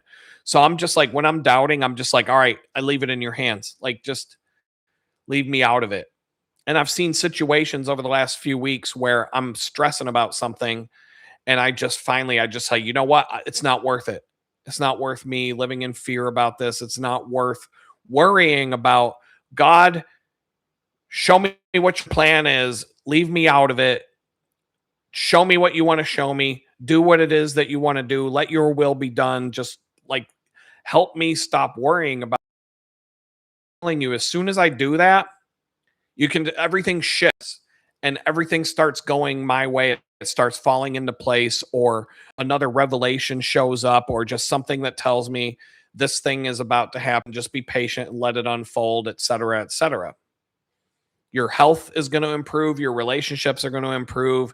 Your finances are going to improve. And all of them it's going to be dramatic across the board. You're going to be a whole new person a year from now. That's what he's telling me. And he's telling me specific things about all three of these things. And I'm just like, my job is to just sit and wait. And not passively. God gave me he gave me the ability to go join the gym. Like I think it's like he heard what I needed to, like, I was like, I don't want to link this gym to my personal checking accounts, because if something goes wrong, I don't want to have to untie. It's like joining a gym is like joining the mafia, right? Once you join, you can't, the only way to leave is in a wooden box. So once you're a member, you can't cancel. It's about as hard to cancel LA Fitness as it is to cancel being in the mafia. And so I want that tied to a credit card where I can just call the credit card company and be like, yeah, cancel that. And I'm never paying, if I need to, it's done. But I'm not going to Planet Fitness because I want the amenities. The thing that's gonna get me to go to the gym are the things that aren't the gym. The hot tub's gonna get me there. The steam room's gonna get me there. But then I'm gonna get there and be like, well, I'm here. May as well go sit on the bicycle that goes nowhere, or go row on a pretend boat that isn't even in the water, but there's water in the thing that creates the resistance when you pull on it, or the ski machine that's not in this, that has no snow. Or I don't do the treadmill. I won't do a treadmill. The elliptical, okay. I'll do the elliptical. I'm pretending to run. I'm going nowhere.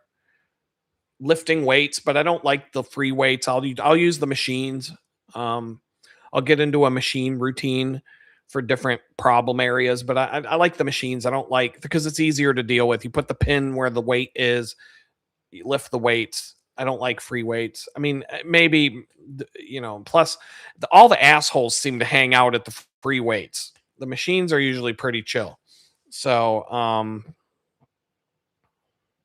yeah, Planet Fitness is good for that. If you're homeless, $10 a month for a bathroom and a shower. Now, when I was traveling, living out of a pickup truck as a photographer, a pickup truck that I outfitted to live in, I was thinking about doing the Planet Fitness thing but I'm by myself. I'm like, I don't need a shower every day. I can go 14 days without a shower as long as no one has to smell me. But all seriousness, campgrounds have showers. I mean, I was always able to find a way to stay clean and whatnot. But yeah, that's a good. The Planet Fitnesses are everywhere. $10 a month to have a bathroom and a shower available anywhere you are is pretty cool. Pretty cool thing. But if I'm joining it to join a gym, that's the gym that I'll join and never go to and just pay the fee. LA Fitness I'll go to because they have all the extra stuff, and there's one in the Woodlands where all the rich people live, where all the stuff is well maintained, because I've read the reviews and everything. So I'm going to join it, but you can go to any of the other clubs. So it's kind of like having a Planet Fitness thing. If I was home, if I needed to go get a shower while I'm traveling, well, there's an LA Fitness and down in this town where I am, and I can go there. But I'm doing it because I'm trying to get in shape.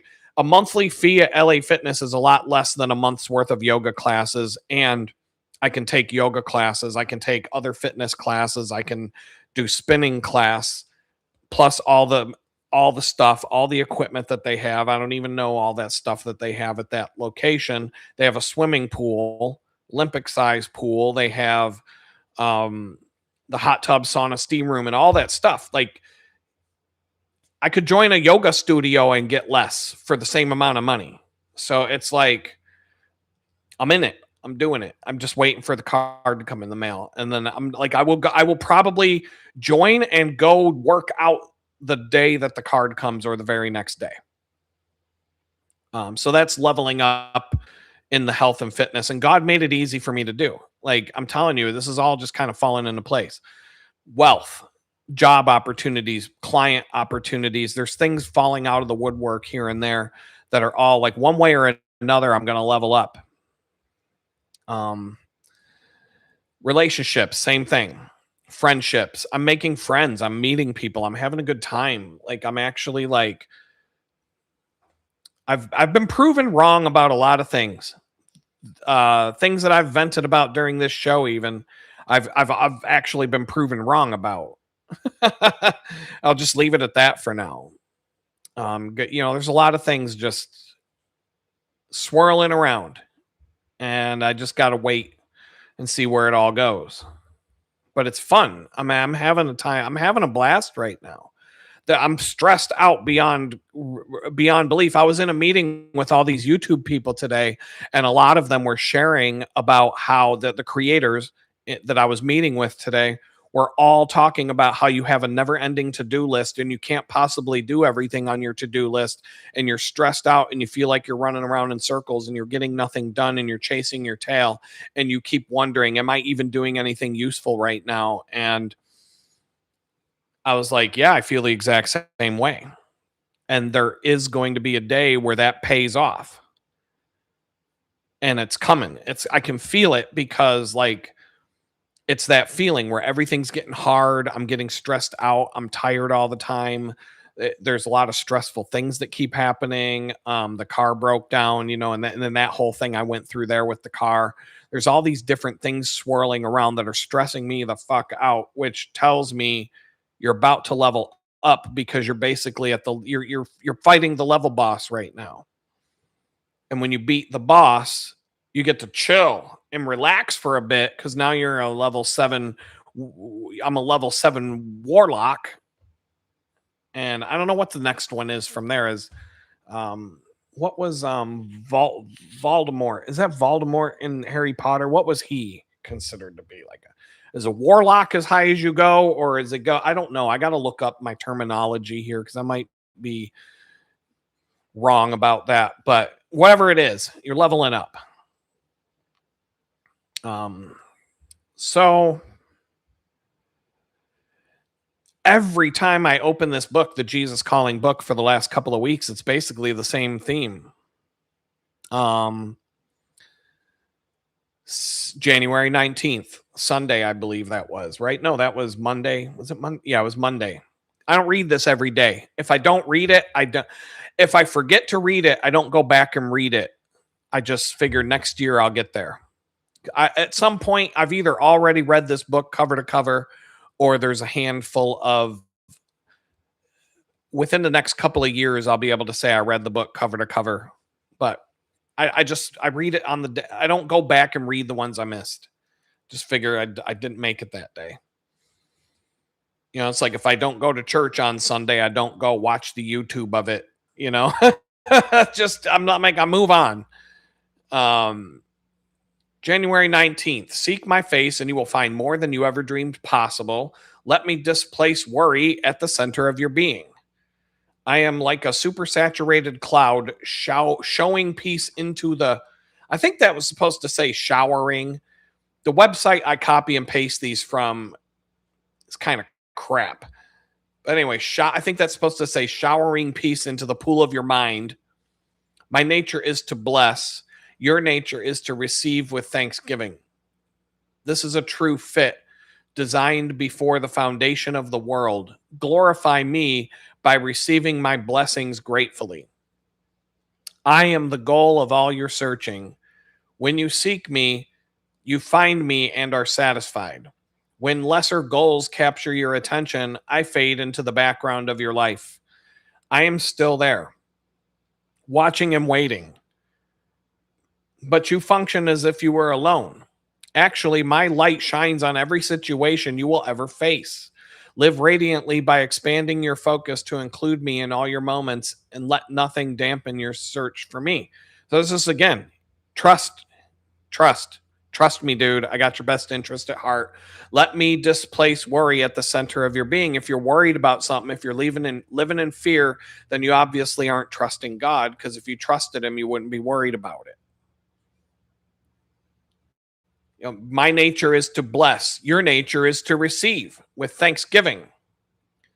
This is a true fit designed before the foundation of the world. Glorify me by receiving my blessings gratefully.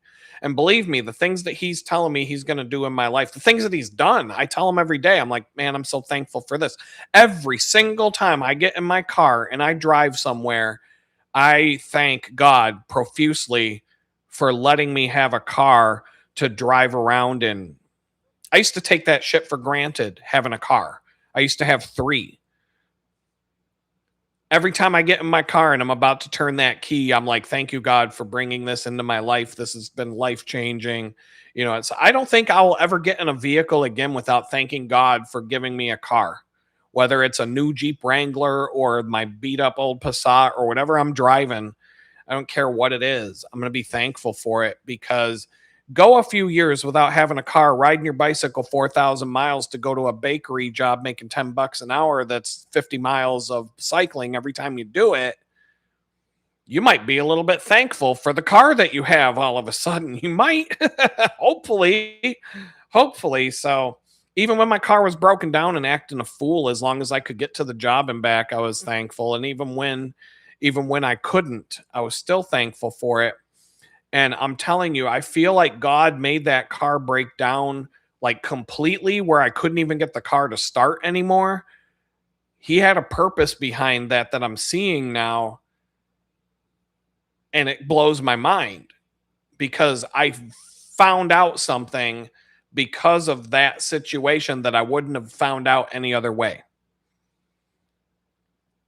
I was shown something after the car broke down that I needed to see, and had the car been running, even limping around like I was limping around with it the whole time while I was waiting to get it fixed, if I was able to drive that car, I would not have been shown the things that I was shown that I needed to see. And so I'm like, this all happened for a reason. So I'm not even mad about the car anymore. I was like, I'm never buying another fucking Volkswagen again, and I probably won't. I'm kind of like, there's way too much electronic doodads on this car. It just seems like an electronic mess.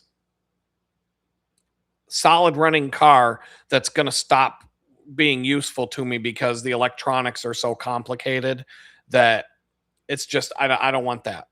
But so I'm probably not buying another one. But either way, I don't want to get too far off topic, but I am the goal of all your searching. When you seek me, you find me, and you are satisfied. When lesser goals capture your attention, I fade into the background of your life. Like, I go chasing after things. I'm like, I don't need you, God. I got this. He's still there and he's watching and waiting, but I function as if I'm all alone. And, God, you got free will. You don't have to have God by your side when you're doing whatever you want to do. You can go out and do it all on your own. But it goes a lot smoother and a lot better when you ask God for help, even in the things where I'm like, don't worry, God, I got this. I don't need your help. I can do this on my own. It's like how many times, your kid, you have a baby, you have a kid that's learning how to walk.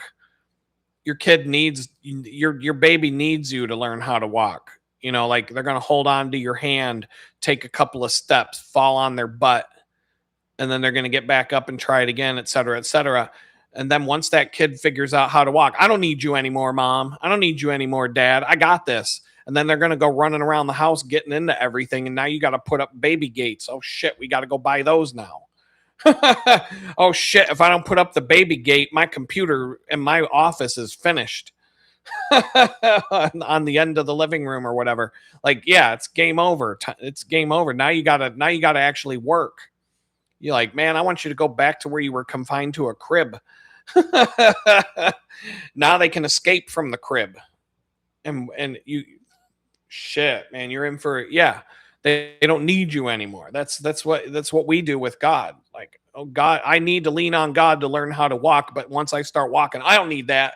I don't need your help anymore. Go away. I got this. I can walk on my own. We all do this. I do it. And then I come back. I'm sorry, God. I knew I needed to believe you and trust you, and I got myself in trouble again.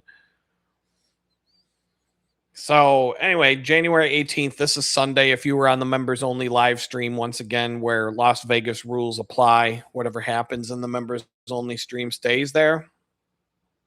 I'm going to read it again because there may be somebody here watching the replay, whatever, that wasn't here. But on January 18th, which was Sunday, he says, I'm leading you along the high road, but there are descents as well as ascents. In the distance, you see snow-covered peaks glistening in brilliant sunlight. Your longing to reach those peaks is good, but you must not take any shortcuts. Your assignment is to follow me, allowing me to direct your path. Let the heights beckon you onward, but stay close to me. Learn to trust me when things go wrong. In quotes. Wrong is in quotes. I mean, like I said, I read these things multiple times, and every time I read them, I see something different. I was just talking about how my car broke down from the middle. It was like October 20th all the way up until December 20th. It was like 2 months I was dealing with a broken car. Learn to trust me when things go wrong. In quotes. I just said that I just realized that my car broke down It went from being operable and drivable, but a pain in the ass, to completely not working at all and wouldn't even start.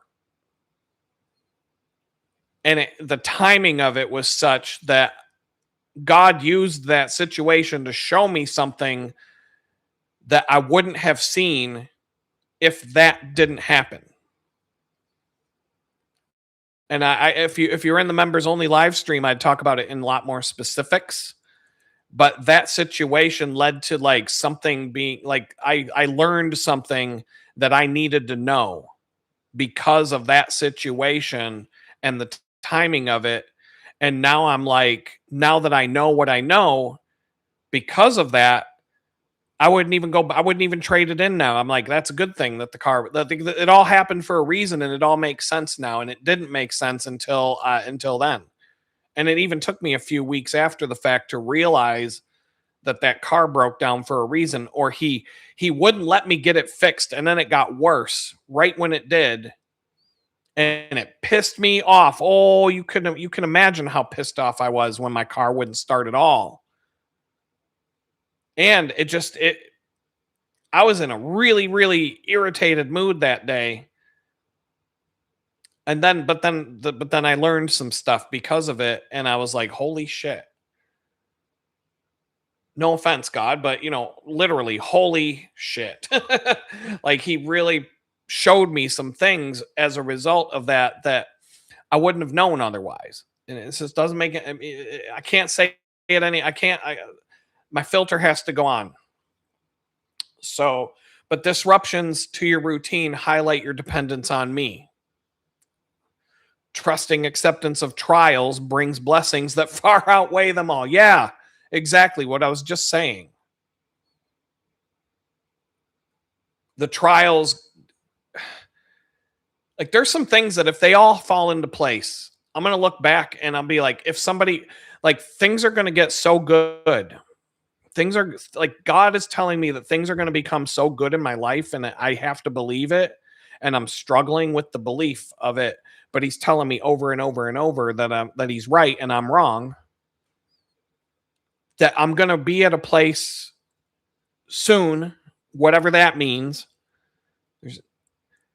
where I'm going to look back, and if somebody were to offer me a golden ticket to go back in time to when the FBI drove a tank into my living room and dragged me off to prison and ruined my life, that, like, they're going to offer me a ticket to go back and do it. Like, somebody invented a time machine, the crazy doctor from Back to the Future, or he's got a DeLorean, it's all souped up, ready to go.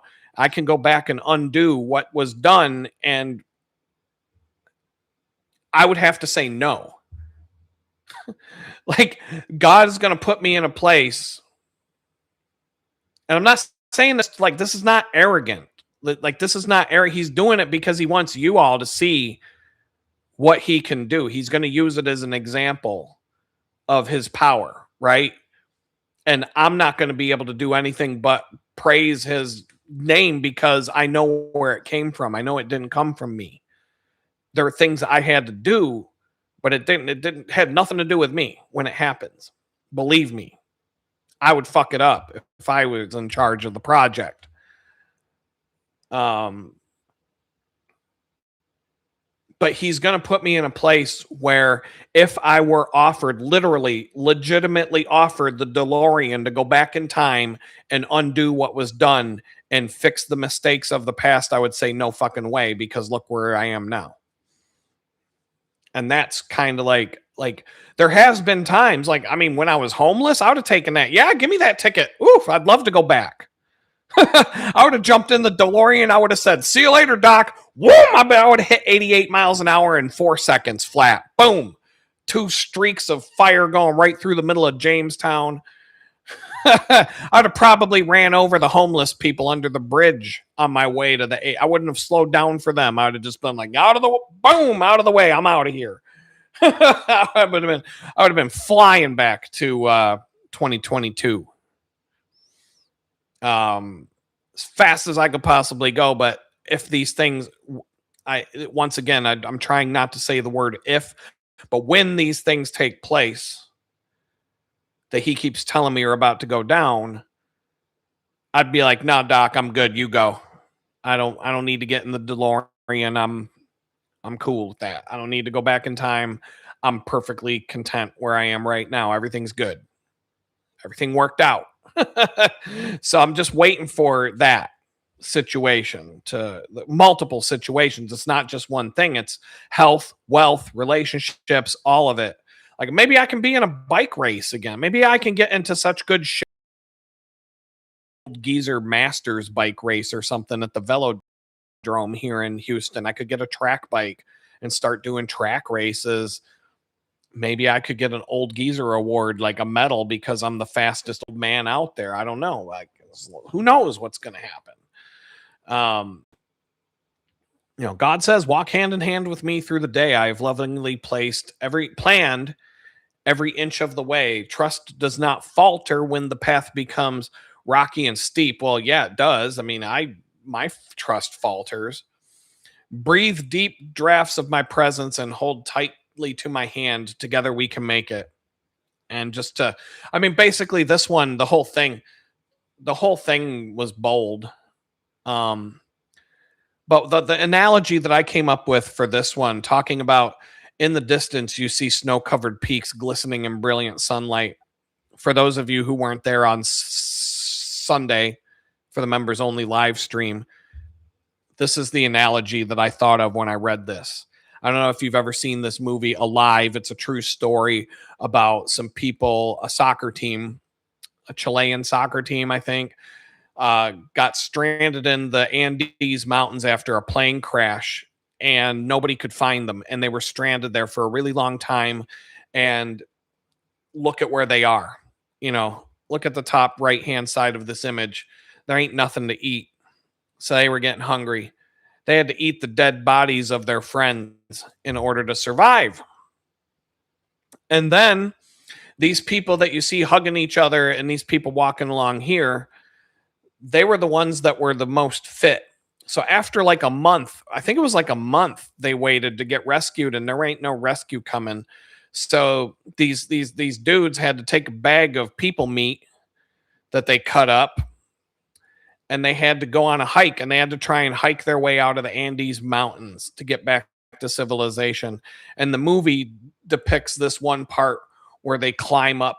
They're climbing up this mountain peak, and they know when they get to the top of the mountain that they're going to be able to look off in the distance and see civilization. And they're like, we're almost there. We're almost there. We're almost there. And then they get there and they look, and boom, that's what they see.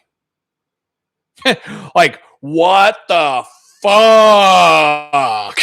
And they're looking at 1, 2, 3, 4, 5, 6, 7, 8, 9, 10, like 15 mountain ridges going as far off in the distance as you can see. The most treacherous, dangerous terrain that you've ever seen in your life. All I've got is a bag of people meat that I cut off of the ass of one of my friends back at the plane crash.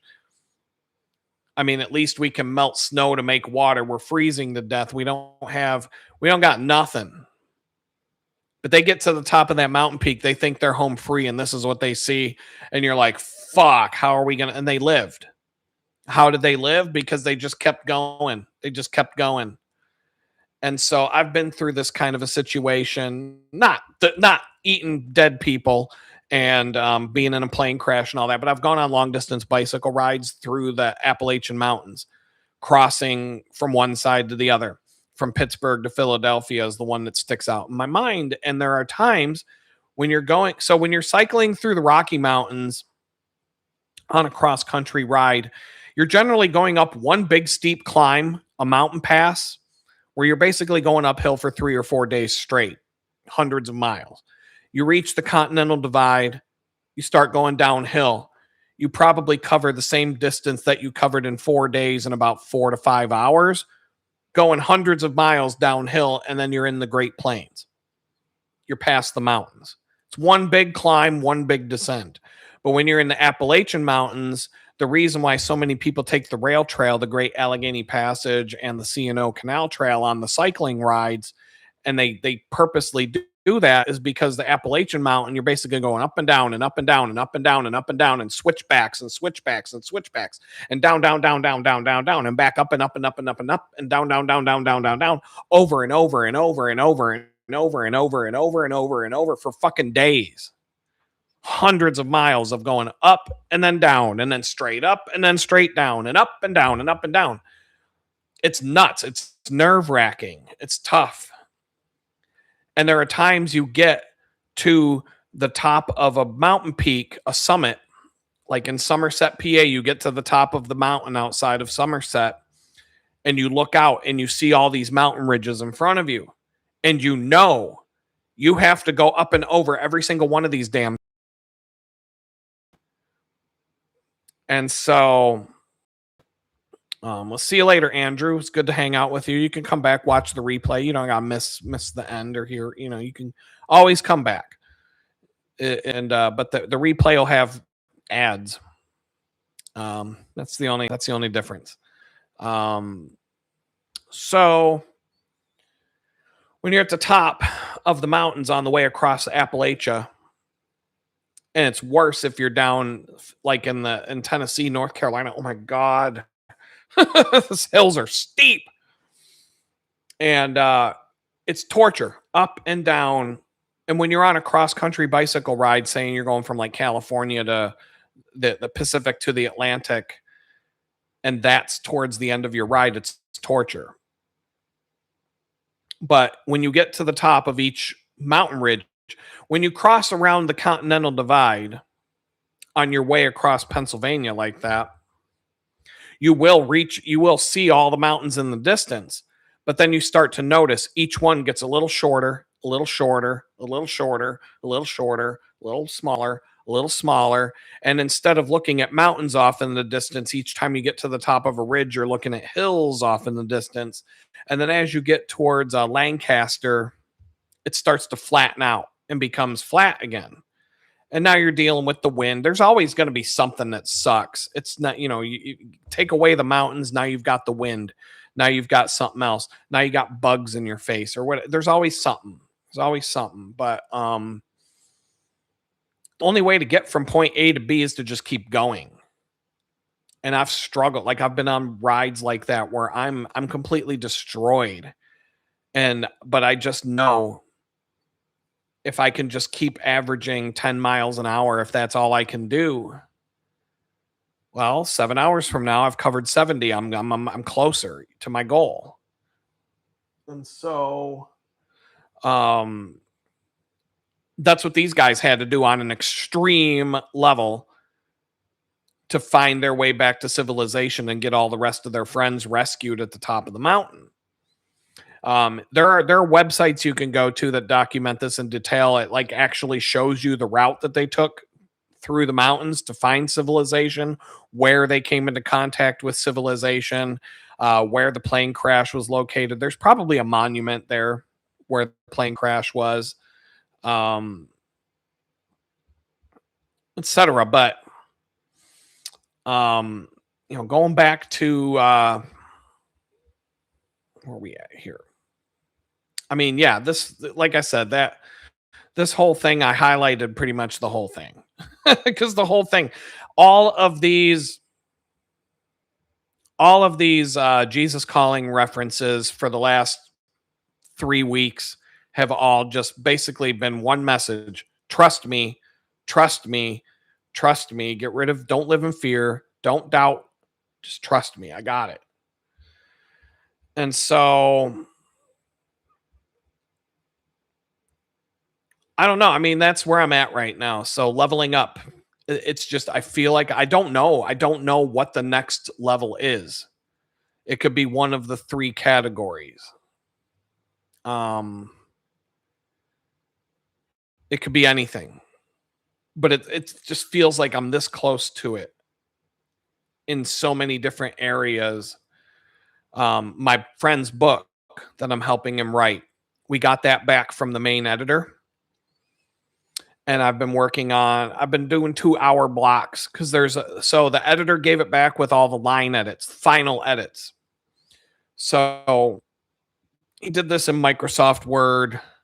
It's the worst fucking piece of garbage software in the history of software. Especially for type. Imagine that. Microsoft Word is the worst. especially if you're going to take the type and take that copy and put it into another app to make the book. So I'm doing things.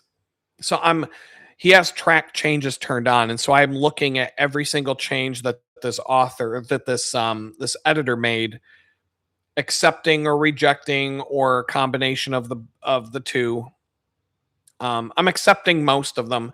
The only ones I'm not accepting are like putting a space around M dash. That's a formatting thing that I'm doing. I don't want M dashes touching the letters.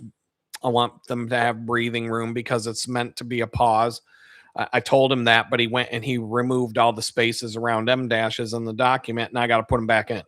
It's like that's just little things like that. But I have to go paragraph by paragraph, accept his changes because when you use track changes, it preserves the editing history of the document. And so I have to merge the changes back in, but I have to pay attention to what I'm doing because there's some that I've had to revert because he made a mistake or he didn't understand the intent or something like that. Like I have to reread this book for the 50th time. I'm over it, but I'm doing it. Um, so I'm going through that today. Grammarly took a dump, stopped working, and I'm using Grammarly in tandem with I'm using the actual web app of Grammarly. So I put the any change I make to the Word document, I also have to put the change in my Grammarly file because I'm using that just to see if it is just a backup. At this point, Grammarly is just a backup tool, like one last check to see if it finds anything that I missed or that we all missed. And at some point, I'm just going to not touch the Grammarly version of the document anymore and just go straight to the Word document will be the source of truth, I guess. And then the InDesign file will be the actual working file for the printed copy of the book and what will basically become the exported PDF. I don't know what kind of ebook format we'll use, but the Microsoft Word document has to be extremely clean. Most people who type use inch marks and foot marks instead of quotes, especially on Windows computers, because the key command to create a curly quote versus an inch mark it's like an alt key plus a 4-digit code on the number pad. It's ridiculous. At least on a Macintosh, it's a key command that you hold down to change to make curly quotes, but they never put curly quotes in. So I have to go through the whole document, make sure every place that there's quotation marks that they're the right quotes, not inch marks and foot marks, but curly quotes and apostrophes. And so just that kind of stuff. It's tedious, time consuming, but we're getting there. I just did the final cover artwork, made it extremely tight, tidy, like pixel perfect, fixed all the mistakes that it had. We're getting there. We're close to getting it printed. I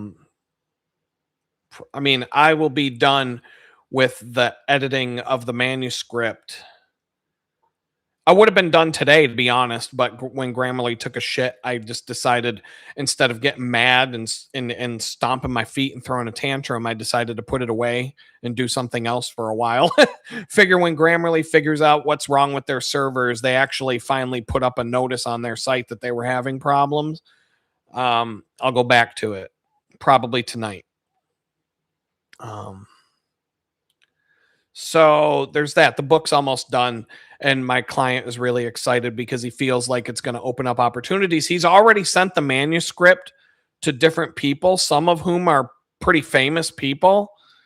He's well connected, I'll put it that way. He's already getting people endorsing his book and sending him back emails about how great it was and how much they liked it. And these are like people that will give his book street cred. So this is going to go somewhere. Something's going to happen as a result of him finally getting this book done that he's been wanting to do for 10 years but never did. And he just figured when he met me, it was like the catalyst to like I could help him get it across the finish line and give him a website and do all these other things that he wants done. And so something's going to come out of it. And I think it's going to help me. And I know that I'm helping him write this book because I'm supposed to write a book of my own. And I actually started putting an outline together for that book, but I need a happy ending. And I don't mean going to like Ling Ling's massage parlor down in Chinatown to get my happy ending. I mean like an actual happy ending to the story of the book. Like Adam came back from the fall. Like I'm in the process of that now, but living in a dumpy little, tiny little house here, ride my bicycle everywhere with a broken down car. That's not really the happy ending that's going to sell the book. So I need like the happy ending's going to come and I'll be secure in some way financially, health, wealth, relationships, or the what do I call it? Resilience, riches, and relationships, whatever. I'll be there, and then when I write the book, it'll just put more money in the bank, or it'll just. I'm not doing it for the money, but whatever you want to. If you want to, if it brings money in, fine. But I'm not. You don't write a book because you want to get rich, because 99.99999% of books don't sell. People get rich writing books in two ways. They write a book that gets real popular, like Harry Potter, like J.K. Rowling, like Stephen King, like Dean Koontz, like Jack Reacher series, Ian Fleming with the James Bond series. There are a lot of other famous authors, but that's like for every one of those, there's 1,000 who want to be one of those and can't get there. Christopher Paolini, we were just talking about him the other day with some friends about the Aragon series of books about the boy and his dragon. And these books are extremely well written. These are some really good books. The movie sucks balls, but the books are phenomenal. And then I find out this kid wrote the book when he was the first one. He wrote the book when he was 13 years old. I'm like, yo. It makes me look at my son being like, what the fuck are you doing, kid? Get off your ass and go write a book, or like do something. Come on. This kid's a multimillionaire at the age of 13 because he wrote this freaking phenomenal book. It doesn't read like a 13-year-old wrote this book, I'll tell you that much. But for every one of those, there's a million people trying to do it who won't get there. In the book department, you don't write a book. He didn't write Aragon thinking he was going to get rich. He wrote it because, well, he's 13 years old. He likes dragons, and he's going to write a book about some dragon shit. And it took off, and so now he's like, all right. The other reason people get rich writing books is because they're a politician who are getting paid for a bribe. So we've got Kamala Harris. She got paid like $50 million to write a book, but that dumb bitch couldn't write a fucking children's book if she had to. Number one, she isn't writing the book. They have what's called a ghostwriter who writes a book, and then you get to put your name on it and say you're the author, but you didn't write it. And then the publishing company will buy all the copies that get sold. They will buy them all. That way there is enough proof of sale that the book becomes put on the New York Times bestseller list. So now Kamala Harris gets paid $50 million as a bribe for some shady shit that she did when she was a politician in the form of a book deal, a book that she doesn't have to write, a book that she couldn't write because, like I said, she couldn't even write One Fish, Two Fish, Red Fish, Blue Fish by Dr. Seuss. Like that would be above her vocabulary. She could write a book called The Passage of Time, talking about, well, the significance of the passage of time is significant. And there is great significance to the passage of time. It could be 500 pages of gibberish about the passage of time. That'd be the best she could do. She getting $50 million for a fucking book deal for a book she didn't write, for a book that nobody buys. Nobody's going to buy that book. Some of these blue-haired retards are going to show up to Barnes & Noble to wait in line for her to sign a copy of the fucking book, and they're not even going to read it. They're just going to be like, I got to meet Kamala. Right? That's all they're doing. There'll be like 50 of them when she shows up to town for the book signing. And then So the publishing company will buy all the copies of the book so that there are documented sales. That's how they trick the New York Times bestseller list to get their book to show up on the list. And then 3 weeks later, you'll be at Goodwill and you'll see 50 copies of Kamala Harris's book on the shelf for $1.20 because nobody wanted to fucking buy it. That's the two ways that people get rich writing books. Yeah, it's money laundering. It's legalized money laundering. And so I'm not going to write a book about my whole experience and everything with the goal of being rich. I'm telling the story. I'm going to write the book. People want it. People have said on the channel many times, you need to write a book, Adam. You need to write a book, Adam. I don't want to write a book. People don't read. I keep telling my buddy that. The guy I'm helping with the book, I keep telling him, I keep saying to him, I'm like, nobody reads books, right? You got to do your videos. Your videos are what going to draw your crowd. The book is like street cred. You can say, now I'm an author. I wrote this book, blah, blah, blah. That's good. That gives you some street cred. That gives you some clout. But nobody reads books. Like nobody reads, which isn't 100% true. But I had to be locked in a prison cell in order for me to get interested to pick up a book because there was literally nothing else to do. How many games of spades can I play before I'm done? How many times can I play Scrabble before I'm sick of it? How many times can I play chess? So a good book will get you through some hard times when you're in a place like that. And I took advantage of it. And nothing else to do. But now that I'm out, I can't. I've got a pile of books that I'm looking at right now. I've got like 5 or 6 books, good, thick, juicy books. And I'm like, I got no interest right now. Maybe someday. I do like to read. I enjoy it, but I got things to do. It's too much. Like, how much time do I have? And I don't have enough time to do anything in the day, let alone read. But in jail, I had time to read the Bible from cover to cover at the same time I was reading 250 other books. And then I probably read the Bible cover to cover more than once. And so, I don't know. Time is a different animal now than it was back then. So yeah, when I get my happy ending, when the happy ending shows up and I have like, whatever the closure is to the story, it's the hero's journey. The hero starts out, takes a big fall, then you climb up and there's like a crescendo. There's like a path that the hero's journey takes. And that's what sells the book. Nobody gives a shit. Like nobody gives a shit about Tim. Tim Allen was a convicted felon who became a TV star. He went to, I don't know how long he was in prison. Let's look it up. Got the internet right in front of me. How long was Tim Allen in prison? 2 years and holy shit. Tim Allen was in prison longer than me. 2 years and 4 months. That's 28 months. In 1981 to drug trafficking charges, for which he received an 8-year sentence.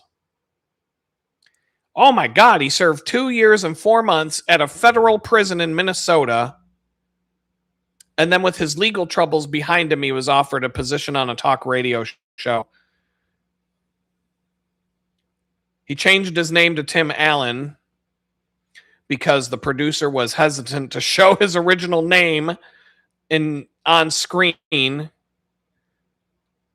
That's why everybody tells me I've got to change my name if I want, but I can't because I'm on probation and it's not allowed. But it would be nice to change my name so that, you got to search a little harder. But at this point, I'm just going to fucking own it. Yeah, I'm the guy who did 2 years in the feds for a fucking tweet. At least Tim Allen was a fucking drug dealer. They put me in the feds for a fucking tweet. He's the most dangerous man on Twitter. How can I not be the most dangerous man on Twitter if I fucking did 2 years in prison for a fucking tweet? How many people on Twitter can say that they did 2 years, a 2-year fucking bid in federal prison for a tweet? I own that shit. I own that shit. Nobody can do that. changed his name to Tim Allen, blah, blah, blah. Allen won, blah. They broke into the film industry in 1995. But yeah, he was already famous then. Um, no, he took off. He went to prison for 2 years and 4 months. 2 year, what is this? 2 years and 4 months of an 8-year sentence. How did he even do that? That makes me wonder. Must have had a good. How do he even afford a good lawyer if he wasn't famous and rich? I don't know. Now I got to dig into this. I got to look up at his story. How did he? Oh, here's a picture of him. Is this the mugshot? Oh wow, there's his mugshot. Here we go. Let me share this for a second. There's Tim Allen's mugshot. Tim Allen's journey to sobriety is a testament to the resilience and personal transformation. Before becoming a beloved actor and comedian, Allen struggled with substance abuse, which led to his 1978 arrest for drug trafficking, facing a potential life sentence for fucking drug trafficking. Well, it is the federal government. He cooperated with authorities and served over 2 years in federal prison. The experience became a turning point in his life, prompting deep reflection and ultimately leading him to sobriety. Since 1991, Allen has remained sober, crediting. Oh, so he did fall off the wagon for a minute, but Allen has remained sober, crediting his recovery to therapy, support groups, and the discipline he developed through his struggles. Despite his past, Allen has built a highly successful career starring in Home Improvement, Toy Story, and Last Man Standing. He has been open about his journey, sharing how sobriety not only saved his life, but also strengthened his relationships and career. Allen acknowledges that addiction is a lifelong challenge, but he continues to stay committed to his recovery, though through his story, he proves that even in the face of adversity, change is possible with dedication, accountability, and a strong support system. So Tim Allen could write a book that people would buy because he had the happy ending. He fell down, went to prison. There's his mugshot. Then he got out of prison, struggled, whatever the fuck, and then he became famous Tim Allen, the movie star. There's your happy ending. He can write a book. I'm not there. I can't do that yet. Nobody wants to read a book about, oh, Adam recovered and he found a tiny little house in Spring, Texas, where he lives in a tiny little shack and has a tiny little kitchen that's also his YouTube studio and drives a beat up old Volkswagen. The end. No, nobody cared. Some people might think that's cool, but no. Even my client that I'm helping with the book, he keeps saying, your book is fine. I'm like, no, dude, I'll know when it's time to write my book. But I actually did kind of like break out an outline for the book. I'll pull up some notes and just kind of talk about it. Some of the stuff that God's telling me he's about to unleash will go in the book. Let me see here. I've got the, I'd have like 1 page of notes, but it's enough. Let me see. All right. So the general outline, it'll start out with the night I was arrested. I'll be going out to dinner. It'll basically start out me and my son eating out at our favorite restaurant, having some burgers. And in the first chapter, it'll be the first chapter. And then it'll talk about, basically the first chapter will start at Blackout Burger, where we used to eat all the time. Just me and my son having a burger. And it'll end with an FBI's boot on my face while I'm laying in the grass of my yard looking at my house, knowing I'm never going to see my house again. And then it's going to go back in time from there. It's going to be like Quentin Tarantino style. It's going to jump around. So then it'll go back in time. Like what led up to this, the COVID scam. There goes my YouTube traction for the week because I just told you all COVID is a scam again. So look for the CDC warning at the bottom of today's video, brought to you by the scam artists at YouTube. Going back in time, the COVID scam, I didn't take the job, losing a remote job because I wouldn't take a fucking shot. Some other things about my past challenges, politics, this and that, and the other thing, working for Gab, which I always call it a Twitter post because if you say it was a Gab post, nobody knows what the fuck you're talking about. So I just learned to say it's a mean tweet because it basically is. This is what it was. May as well have been on Twitter. Kind of go over some of those things. Then I'm going to jump to the Allegheny National Forest. The last time I saw my son, talk about the 25-mile hike that I went on. He was 12. Wilderness on a 25-mile hike. We never saw another person. The challenging terrain. My son was scared shitless during a thunderstorm the first night. We ran into a bear. I mean, this all sounds crazy for an adventure for a 12-year-old to go on, but he's a rugged kid who's been doing this for years. Talk about my soulmate at the time. Basically get readers hooked into thinking that she's the one. Get them all like in that frame of mind. And then I'll jump to prison. I've got a prison diary. I wrote down a journal every single day. I was all 600 days of prison. I have a stack of paper sitting in my desk right next to me. The documents. I've never looked at it because I don't want to go there. But when it's time to talk about the prison part of the book, I'll pluck out all the best stuff out of there and talk about what prison was like. The synchronicity of being placed. So the thing that got me into Gab, I didn't know who Gab was. There's a guy named Robert Bowers. He's called the Pittsburgh synagogue shooter. He's one of 2 people on federal death row right now. He shot up 11 people in a synagogue in Pittsburgh. And they tried to shut down the website Gab because he posted a bunch of crap on Gab before he went and shot those people. I'd never heard of Gab before. So I thought that was bullshit that they're going to shut down a website because this guy went and killed people. What did one have to do with the other? They didn't. But the government's trying to censor us, so they're going to shut down this website. So I joined Gab because of this fucking guy. And then I reached out to Andrew Torba directly and I ended up working with him on Gab. So I worked for Gab. And then when I was arrested the next morning after they threw me in this fucking room to torture me, I look out my little window and I see this guy sitting there and and then he was led back into the cell right next to me. It was Robert Bowers, the Jew killer. That's what they call him. They in jail, all the guards, everybody in the jail calls him the Jew killer. They put me in the cell right next to the fucking Jew killer. Synchronicity. I mean, you can't make that one up. Like that chapter of the book will end with, is that who the fuck I think it is? Because that's what I thought. I'm like, no, that's not. I saw him sitting there watching because they would empty out the whole cell block and then let him go out for an hour and sit at one of the tables and watch TV for an hour a day. And when I saw him out the window of my cell and then they let him back into the cell next to mine, I was like, yo, that's not who I think it is. And it was who I thought it was.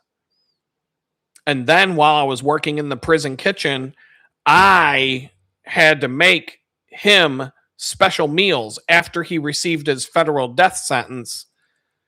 I had to cook for this guy every day. I had to make him like special meals because they were trying to keep him from killing himself. They were waiting for the federal government to come pick him up and take him to Terre Haute, Indiana. And they didn't want him to commit suicide on their watch. So they were like, we'll make him special meals. We'll do what we got to do to keep this motherfucker alive. And then it's their problem once he's out of here. So they had me, I was making his fucking meals for this guy. Talk about the synchronicity there. That's pretty wild. The book will talk about, the synagogue shooting, how I signed up for Gab, how I worked for them, and all that stuff. How I found a job that led to the company that fired me for not taking the vaccine. So this Robert Bowers guy, ironically, is as fucked up as it is, he's the one who led to me working for Gab and having a Gab account in the first place. Not because I supported what he did, but because I'd never heard of the website until the government was trying to shut it down. And I joined it for that reason. I mean, here are some other things that would be in the book. I know a bunch of January 6th people, including this one guy who pepper sprayed a cop in the face, was pardoned on Trump's first day in office. The cop died the next day. They tried to charge him with murder. They tortured him. I know a bunch of them. Then the book will talk about when I was released from prison all the way to my soulmate. Now I'm going to have you all buttered up. Now, I mean, you're getting all the spoilers, but you already know the story, so it don't matter. But somebody who's reading the book and doesn't know shit about me, they're going to be like, this girl's the most awesome woman who ever was in this guy's life, the most loving, caring girl you could possibly imagine. And then she throws him out into the fucking street to be homeless all of a sudden. You know what I'm saying? And that's going to have that'll have a nice impact. And then moving to Houston, cycling 5,000 to 6,000 miles before I can afford a car, working for $10 an hour because I can't find a job, blah, blah, blah. All those things are in the book. You know, went from making six figures, well over six figures, to barely being able to get a job making $10 an hour. And then there's a bunch of other stuff that everything from there is like, I've listed down all the things that God says he's going to do. That I am like, that God's like 100%, this is happening. Like, you doubt it, I give you another sign. You doubt it again, I almost blow up your fucking house. Now you stop asking me for another sign, didn't you? And then he's still sending me more signs like, this is happening. I don't care what you think. This is what I'm doing. And I'm going to use you as an example to show everybody else what I do. That's what he's doing. And I just have to, all I have to do is sit and believe it. And, you know, just keep on doing what I'm doing, I guess, you know, and just wait. Like, you know, people are going to be like, oh, he swears too much, he's not a man of God. Yeah, that's great. You know what? Do you think Ned Flanders can go into a fucking prison full of bikers and people with tattoos on their faces and shit like that and get their attention? Hidely, hey guys, how you doing, gangsters? Are you the Bloods and are you the Crips? Hidely ho! You think they're gonna pay any attention to Ned Flanders? You think Ned Flanders is gonna go into fucking prison and convert all the people in the prison to follow Jesus? No, they're gonna laugh at him, and they're not even gonna go to Ned Flanders' Bible study. But the dude that walks in the Harley jacket, who's got tattoos on his face, a big old fucking beard, and you know this dude has seen some shit. This dude came right out of the cast of, he was one of the inspirations for Sons of Anarchy. They're going to listen to that guy. They're going to be like, you know what? I think I'm going to give this Jesus guy a chance. So we all have a place. God is not going to use me to wake up the people in the suburbs. That's Ned Flanders' job. That's not my job. Those aren't my people. That's not my crowd. Your vibe will attract your tribe. Like, those aren't the Ned Flanders crowd. All those people at the corporate Jesus church on Sunday, they're not my people. I'm not going to reach them. They're not going to reach me. Like, we're not compatible. Like, there's going to be people out there who are like, wow, this guy's just like me. He doesn't give a fuck. And, you know, he swears and he says messed up things and he does this and he's lived a rough life. Oh my God, he went to prison for a tweet.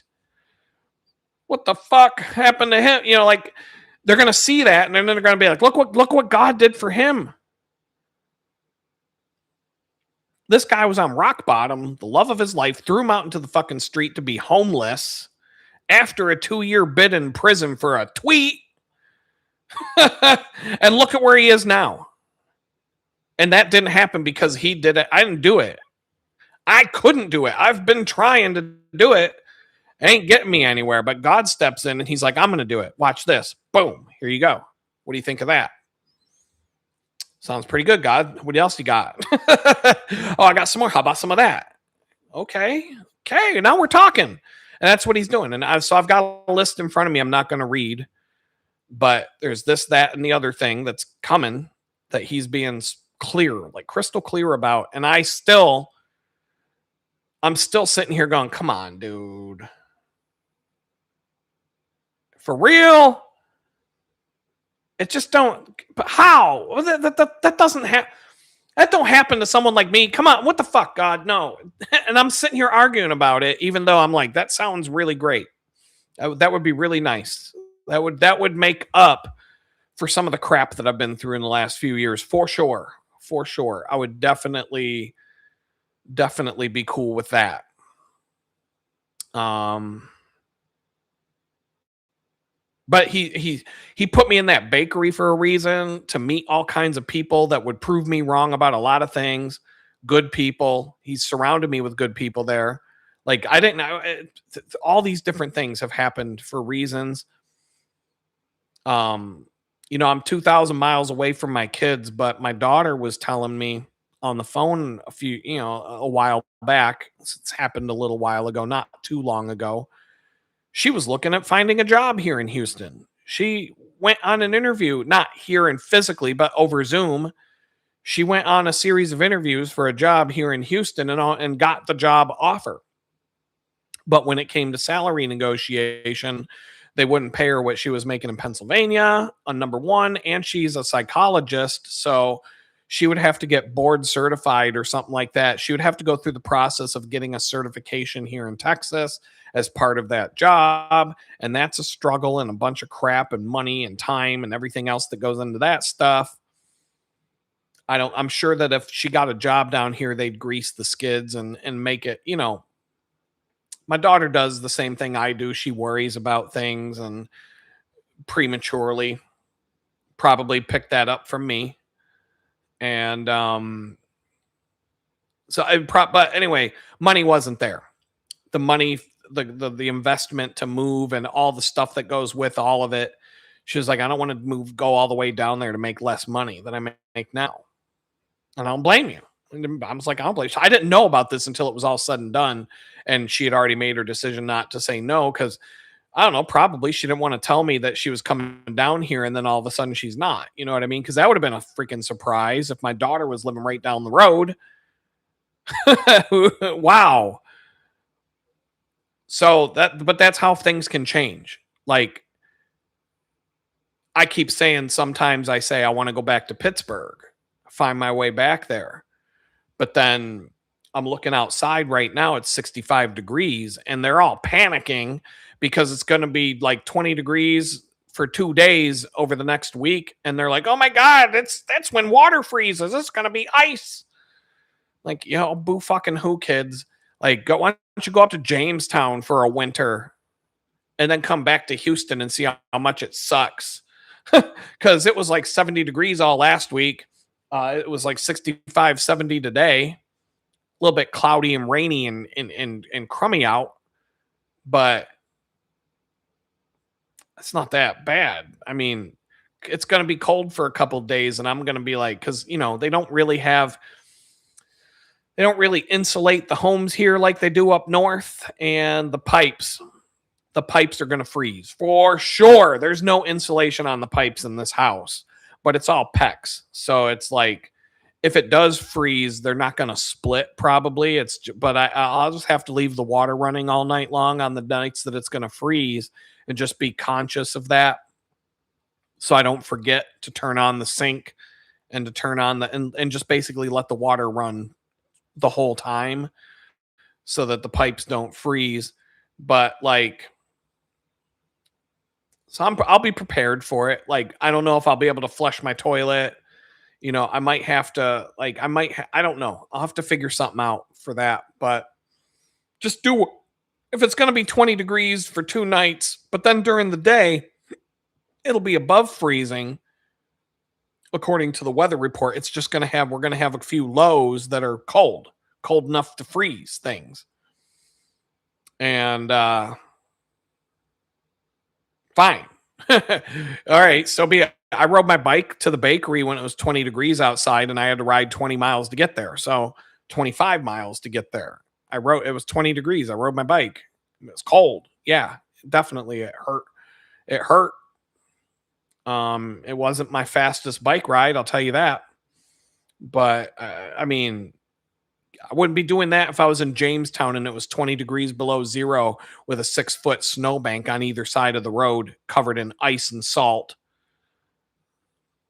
I mean, and I have a mountain bike up there. I'd have a full on like really badass specialized mountain bike with some like 3-inch wide tires. And I think I mean they're wider than probably 4-inch wide tires. 3 to 4 inches. Let's say 3.5-inch wide tires. Not fat tire, but bigger than old school mountain bikes that we had in the 90s.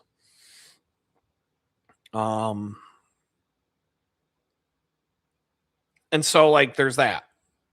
I'm like somebody was texting me yesterday, a friend of mine panicking about the snow, about the cold coming, like, oh, we're all gonna die, and I'm like, oh my god, we just shut up.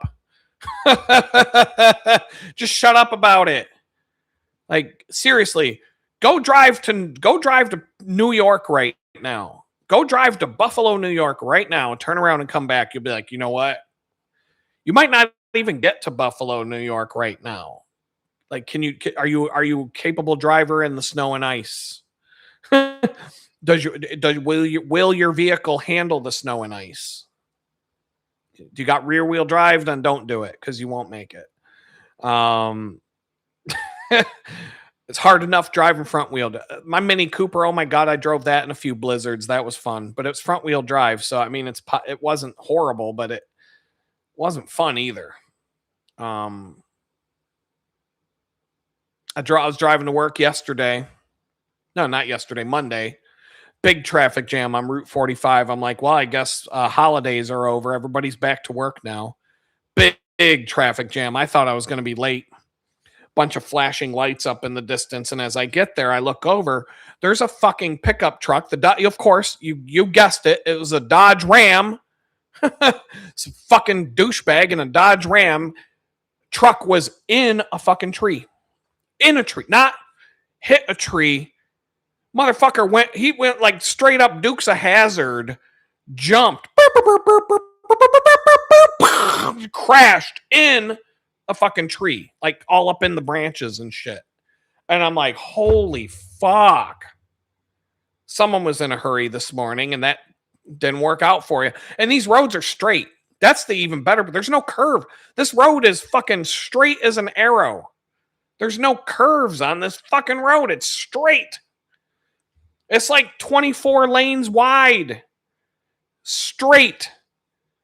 And this dude was driving like such a fucking maniac that he caught air somehow and landed in a fucking tree. Imagine what these people down here are going to do when there's snow on the road and ice on the road and there's not a snow plow in Texas to get rid of it. They don't have salt. They don't got a snow plow. They don't got nothing. Like they do. When it snows here, it's just like, fuck, we got to wait for it to melt. That's all they can do. But it'll melt in a day or two. So I'm not planning on going anywhere. I'm not planning. I might have to work at the bakery, but to be honest, when the weather's that bad, they'll close it.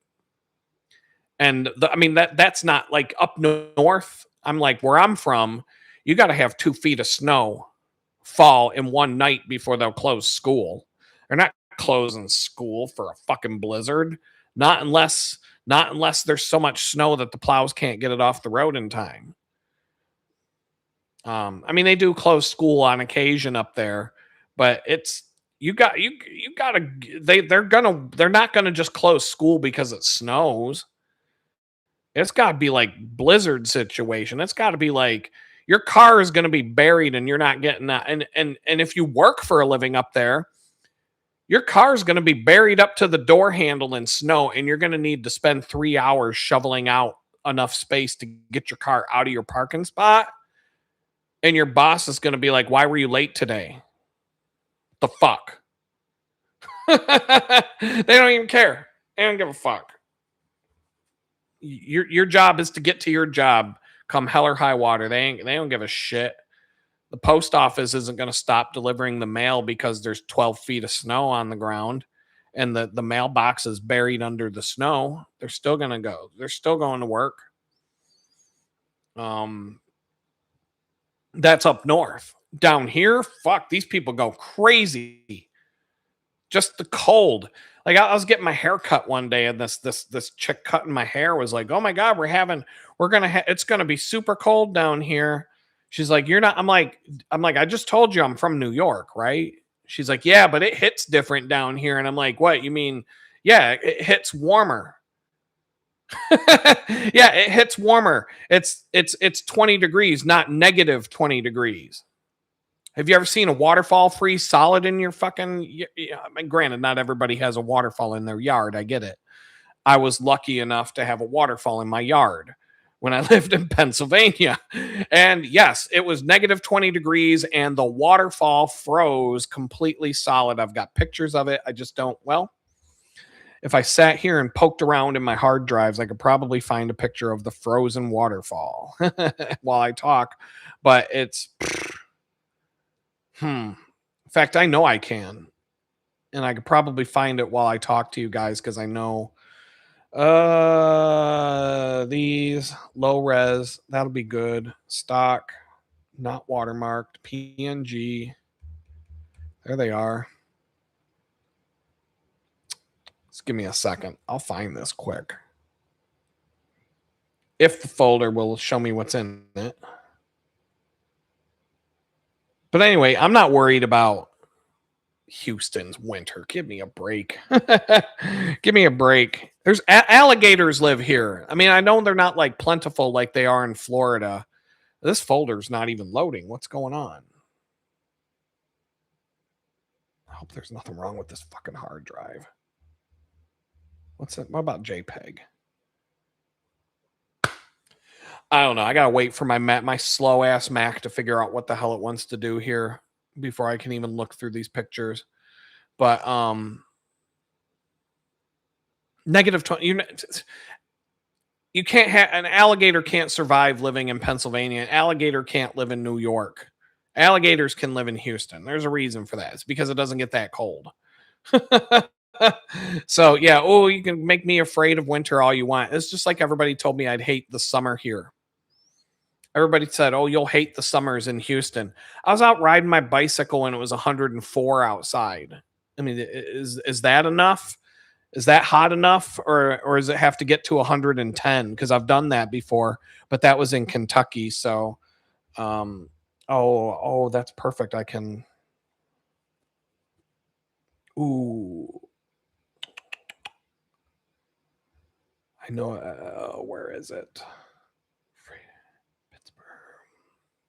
I'm just concentrating on this folder of photos.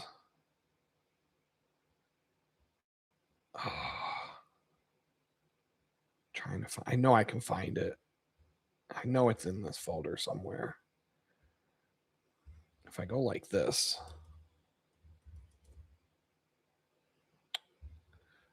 JPEG in this folder.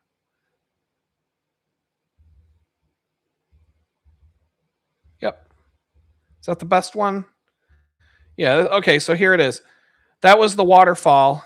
Hold on. When I get to screen share, that's the waterfall that was in my backyard that froze solid when it was 20 degrees below zero. Now, if I go in here a little more, hold on. I can probably also find, oops, 18, 17, 16, 001. That's the waterfall, what it looked like normally. About 25 feet from top to bottom. That's what it normally looked like. And that's what it looked like when it froze solid from the same vantage point. So that's how cold I'm used to it getting. Frozen waterfall. So yeah, I think I'm gonna be okay. I think I'll be okay during the big freeze that's coming up. When that waterfall froze solid, now I was having some issues. This is one of the things that was, everybody's like, oh, you're a loser because you don't own your home. I was having some issues with the plumbing in that house. And the landlord was like, oh, you're a city slicker. You just don't know what it's like to have a well. I'm like, no, I'm not just a city slicker. There's something wrong with this. But he didn't believe me. And I was like, all right, fine. It wasn't that bad of a problem, but I knew something wasn't right. And he just kept telling me it was because I don't know any better. And I'm like, no, I know better. This is not, something's wrong. So on that day, when when it was negative 20 outside, the problem with the plumbing presented itself to the point where he had to have it fixed. Like there was no running water in the house, and it wasn't it was because the pipes underground froze, but they also, so what happened was the pipes between the wellhead and the house had already split. And so what was happening is water was, because the ground around the pipe was still formed, water could still get into the house, but at a lower pressure. And dirt and shit was coming into the house from underground. And so it was basically digging out a hole around the pipe underground over time for months while he kept telling me there's nothing wrong. And so like the water's not clear. And I'm like, dude, and these are good landlords. They take care of their stuff, but he just kept telling me it was in my head. And I'm like, no, dude, I'm telling you, this was not like this when I moved in. So on the negative 20-degree day, he could have had this fixed well in advance. On the negative 20-degree day, he had to bring a whole work crew over, because when he came over and he figured out what was actually wrong, well, all of those pipes went under the sunroom.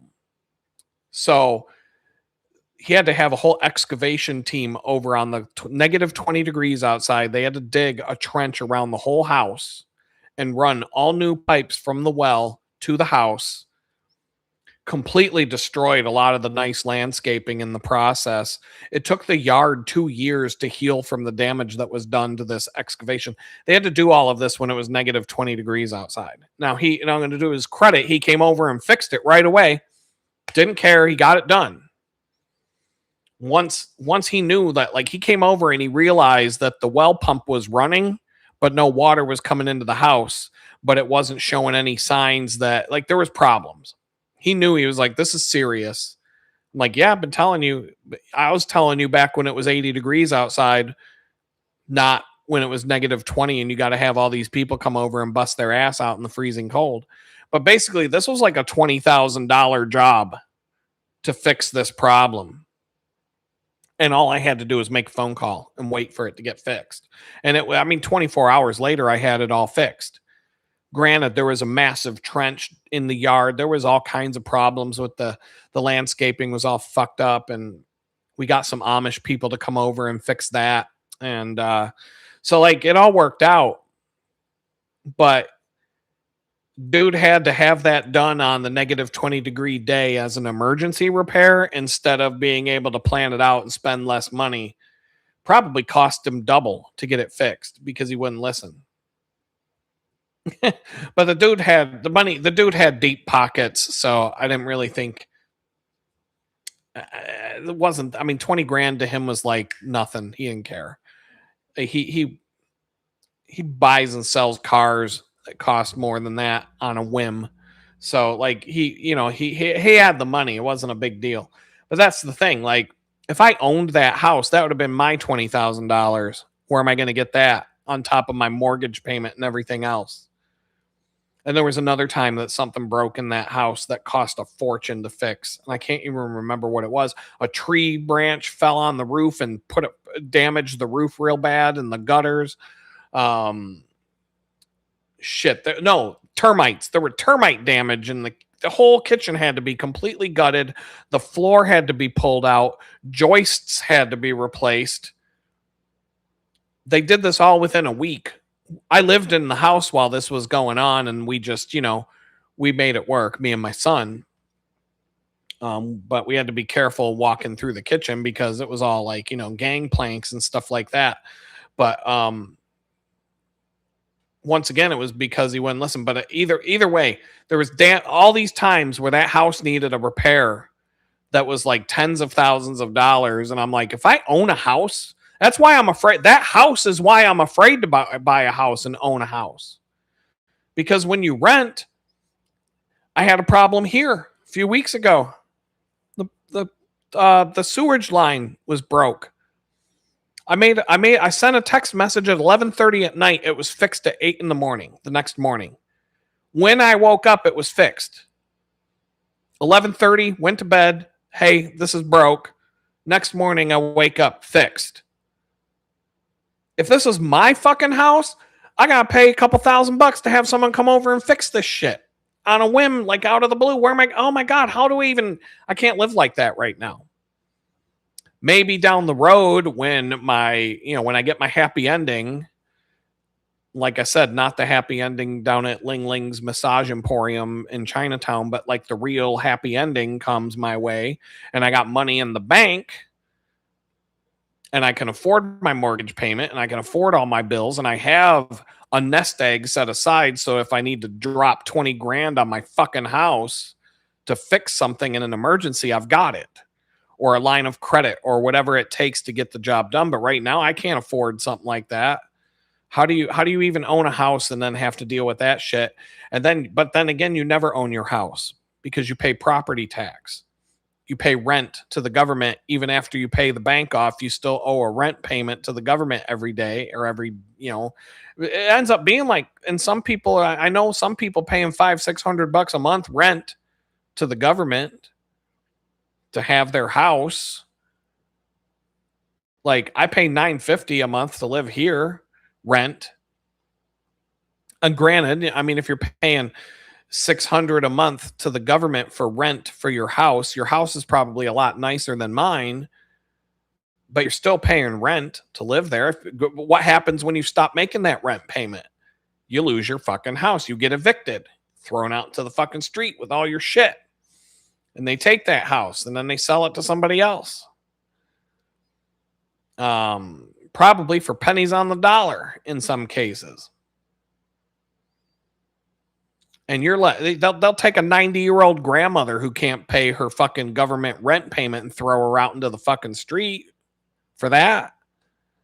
So you don't own that shit. You don't own something that you have to keep paying rent for. That's called renting. That's what renting is. But on top of having to pay your government rent bill every month to keep your home that you supposedly own, you are responsible for paying for all the repairs and the upkeep of that. That's like leasing a car that's like going to a car dealership and instead of saying, I want to own this car, I want to rent this car. But then you have to do all the repairs and everything yourself. Like what? I mean, I don't even know how a lease works for a car. But like, if you lease a new car, do you have to pay for all the fucking repairs and all the shit that goes with it? Or do they pay for all that when something goes wrong? Is it basically the same as owning a car, but then you give it back when you're done with the lease term? I don't understand why people lease cars. I really don't. Maybe someone can explain that to me. I had a rich girl who was like, she wasn't my girlfriend, but she was like, she had a fleet of cars. One of them was being leased, a Mercedes SUV, G-Wagon, something like that. And I'm like, why are you leasing it? But this girl would get on a fucking first class flight to New York City to take a limo down to Serendipity 3 to have a frozen hot chocolate and go over to fucking the Chanel store and buy a $10,000 purse, take the limo back to the airport, fly first class back to Pittsburgh, and then go back to her home in Youngstown just because she was bored on a Tuesday, wanted something to do. So that really didn't, like, why did I lease it? Because I liked it. That's why, like, because I do what I want because I'm rich and I have two Mercedes, a Lexus, two Range Rovers or whatever the fuck. I don't even know. She had a garage full of fucking cars. Oh, and yeah, John S. And when you give the car back to the dealership after you lease it, it has to be in great condition with low miles. You have a mileage limit on it. You may as well. A fucking enterprise rental car doesn't even give you a mileage limit when you rent a car from them. Yeah, I don't understand why anybody leases a fucking car. It don't make any sense to me at all. Unless you're a business and it's a fixed expense and it keeps liabilities off the books, but even then I don't understand it. I just don't understand it. Maybe I can look into that. Why would you lease instead of rent a car? But now, I'm just kind of I'm just talking about random stuff now because my notes dried up. And I know I repeated some of the stuff from last Sunday, but not in this, not the same. But I don't know what next week's topic is going to be. I will probably queue up some thumbnails for the live stream on Sunday. Yeah, exactly. Like I was talking about that too. Jerry Seinfeld's got that TV show, Comedians in Cars Getting Coffee or whatever the fuck. And I realized one day while I was watching that, and I said to whoever was sitting next to me watching this show, I was like, holy fuck, Jerry Seinfeld figured out a way to make all of his car collection a tax write-off. Jerry Seinfeld has so many cars that he had to buy an airport hangar to store all of his cars. He's got hundreds of cars. He's like Jay Leno with his car collection. And now because he's got a TV show, comedians driving around in cars getting coffee or whatever, it's some dumb, stupid ass show. Now Jerry Seinfeld's car collection is a tax write-off because it's a business expense now. So he can do his driving around in cars getting a coffee show. What do you get to write off? Okay, here's something. If you get the book, now this book fucking sucks, so I wouldn't really recommend it, but Rich Dad, Poor Dad is this book. This fucking book it's basically this 100-something page long book. It may as well have just been called Don't Be Fucking Poor. That's pretty much the gist of the book. It doesn't tell you how to be rich, doesn't give you any advice. It just this fucking asshole bragging about himself, how he hated his dad for being poor, but his best friend's dad was rich. And but he talks about how rich people scam the system. And he talks about in his book, openly talks about in his book about how I'm sure he did. He talks openly in the book, though, about how he drives around in a Porsche 911 that's owned by his company, the LLC, but it's his car, but it's a tax write-off because it's owned by his business, but it's his personal car. And I'm like, well, don't tell me the IRS didn't fucking read that, and I guess they don't seem to care because that's not really legal. You're supposed to that's supposed to be a business expense, not your personal fucking grocery go-getter, your Porsche 911 Cayman or whatever the fuck it is that you got, your GTS 3 that you dropped 200 large on for a business expense. But then again, there was an ad agency owner in Pittsburgh and she was a total fucking cunt. Total snobby ass bitch. She wrote an article in the Pittsburgh Business Times about how she drives a Porsche. What's the fucking Porsche SUV? Now I gotta look this up. I want the Cayenne, the Porsche Cayenne. She drives, or Cayenne. I don't know how to pronounce it properly, but the Porsche Cayenne, the SUV. She talked about how she drives that because when she shows up on a client's website, she has to convey a certain status and blah, blah, blah. And if I show up in a Ford, Escort, nobody's going to take me seriously. And I need to show up with a vehicle that represents the status of our brand at this company and blah, blah. It's just this most snobby fucking douchebag article I've read in one of the worst ones I've ever read in my life, all about how I have to drive this expensive car because it represents my brand and talking. And of course, it's a business expense. Her company owns the vehicle, but that's what she goes to get her groceries with. That's what she drives to her kids, you know, high school soccer games at the private school, or no, they don't play soccer. They play lacrosse. Oh, the equestrian, taking her daughter to her equestrian lessons and all that kind of shit. Like, that's a business write-off, even though it's a fucking scam. If you did that, the IRS would take it. Let's see. I want to read this comment now. There was a specific episode on Seinfeld where Kramer decided to send a broken stereo back through the postal system and declared that it would be a tax write-off. I think you need to watch that episode where Kramer answers Jerry's questions about what is a tax write-off. Tax write-off is basically anything you buy if you're rich. That's pretty much it. You can write off anything. You can write off anything as long as you can afford the lawyer and the accountants that it takes to back it up. You can write off anything. But if you want to do it, you can't, because you're not rich. They only go after the government. I've come to the conclusion that Pam Bondi won't arrest any of these fucking traitors in high places because they can afford a lawyer. If you notice that all the arrests that she's bragging about, we arrested these people and those people, they're all fucking bottom of the barrel fucking scum. Like, they're just bottom of the barrel poor people that did something. They're not the organizers of the thing. She arrested a couple of rioters who are too broke to afford a fucking lawyer. She didn't arrest the organizers of the riots. She arrested a couple of the fucking daycare scammers who didn't scam enough money to pay for a federal attorney because it's $100,000 to start. She arrested people. She arrested them.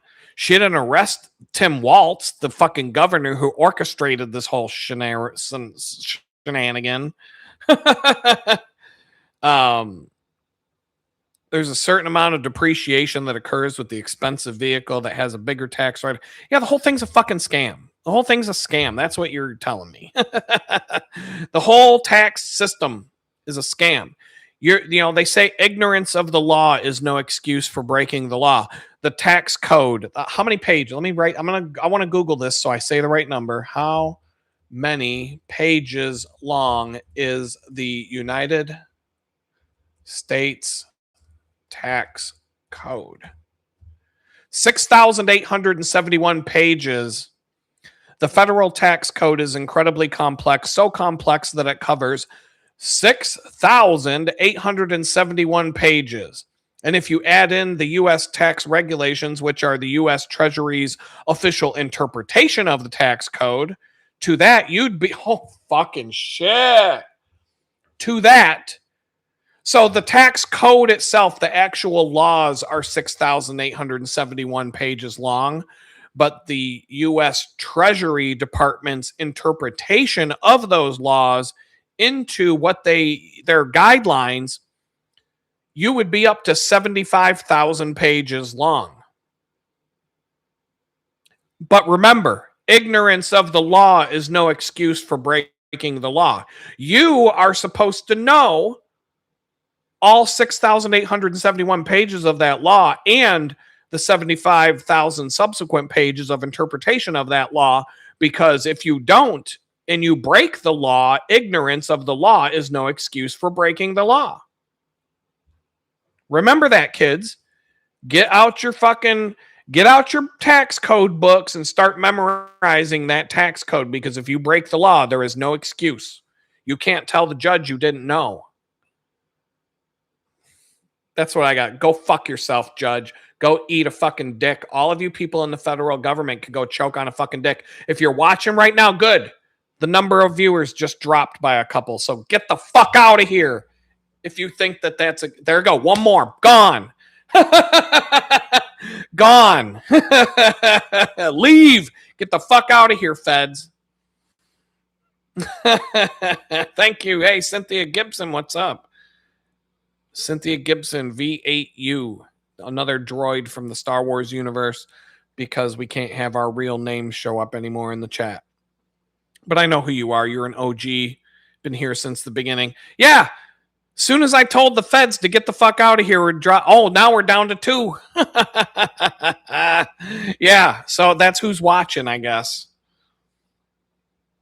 What? I'm the asshole for pointing out that the tax code is 6,871 pages long and you're expected to know all of that, and the interpretation of the tax code that the Treasury Department puts out as this is our interpretation of the law is 75,000 pages, and that makes me the asshole. Everybody's got to leave the fucking channel and leave the live stream because I said that, and because I went like that and said fuck you government douchebags.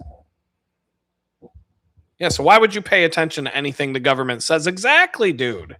I cleared out the fucking room by pointing out what they are doing to us, and then everybody's like, this guy's a fucking asshole. I'm out of here. What about the assholes that wrote 6,871 pages of tax laws and 75,000 pages on top of that and told you got to memorize this shit, and if you don't follow the law to the letter, you're going to prison?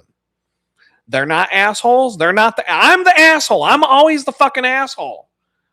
So fine, I'm the fucking asshole. I'm the asshole. I'll sit here and take your slings and arrows. I will be the fucking asshole all day long. I enjoy it. I'm cool with that. So I went to federal prison for a fucking tweet.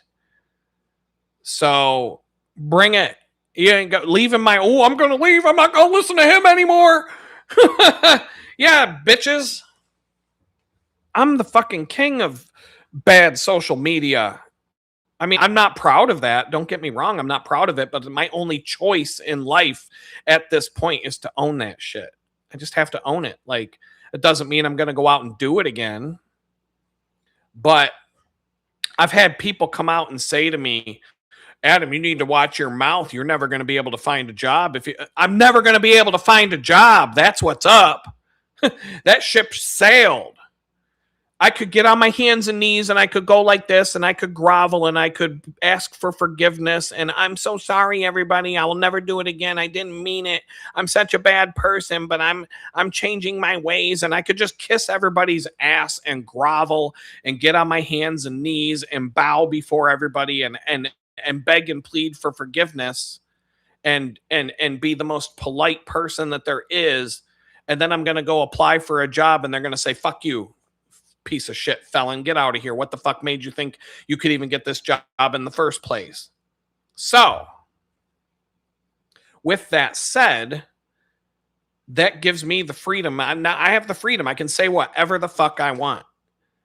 Why? Because I can't ruin my life any more than it is. So I can't Adam said the wrong thing. He can't get a job. Adam can't get a fucking job ever again.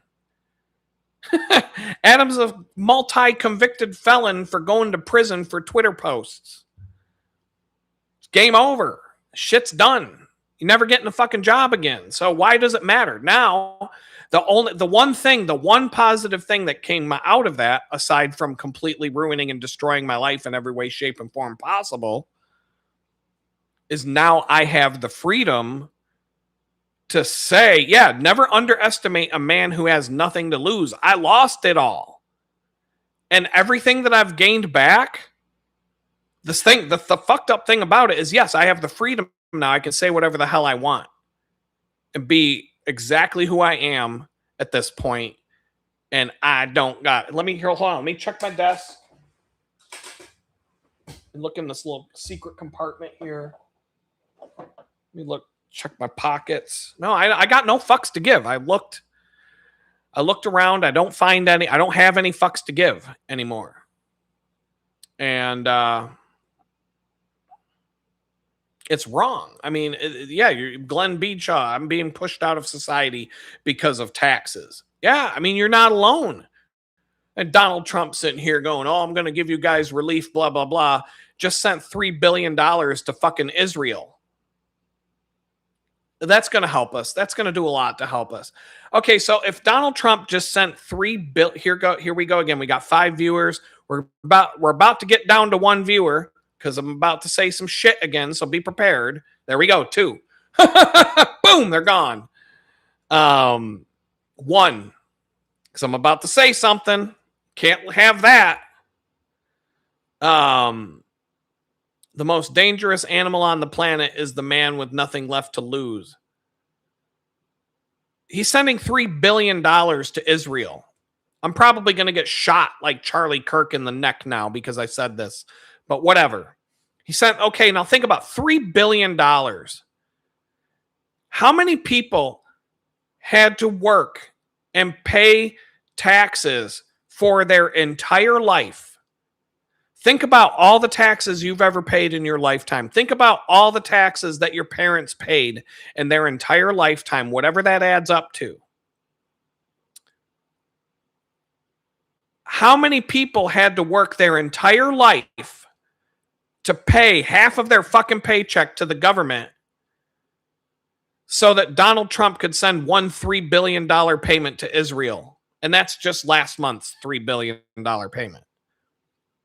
Like a whole fucking neighborhood somewhere had to work their entire life, toil, blood, sweat, tears, to take half of the money that they fucking earned in their lifetime and send it into the government so that Donald Trump could send Israel $3 billion and he's just going to do it again next month. Like, how many people had to work their entire... Like, think about this.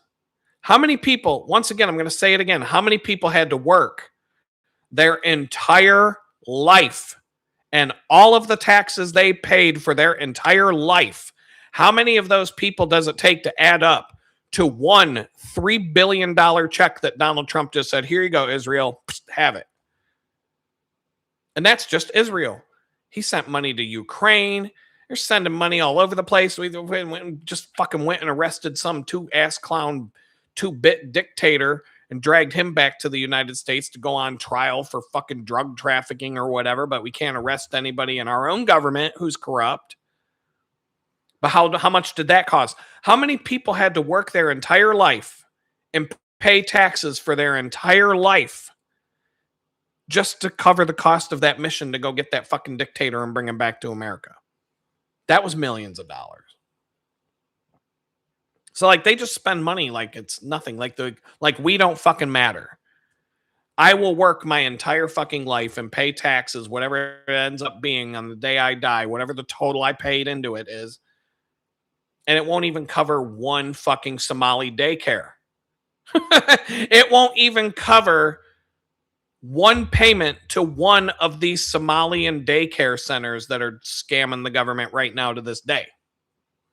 Like, how the people haven't risen up and burned that fucking city to the ground in Washington, D.C. is beyond my wildest imagination. But because I just said that, I could have the FBI driving a fucking tank into my house tonight.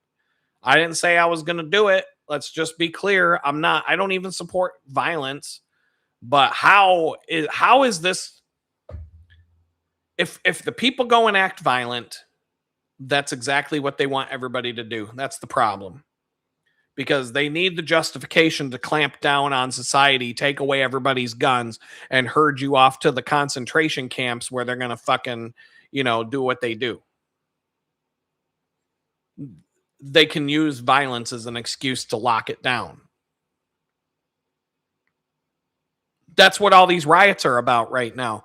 They're letting the Democrats have a free-for-all rioting in all these cities right now because they're waiting for the other side to come out and start fighting back.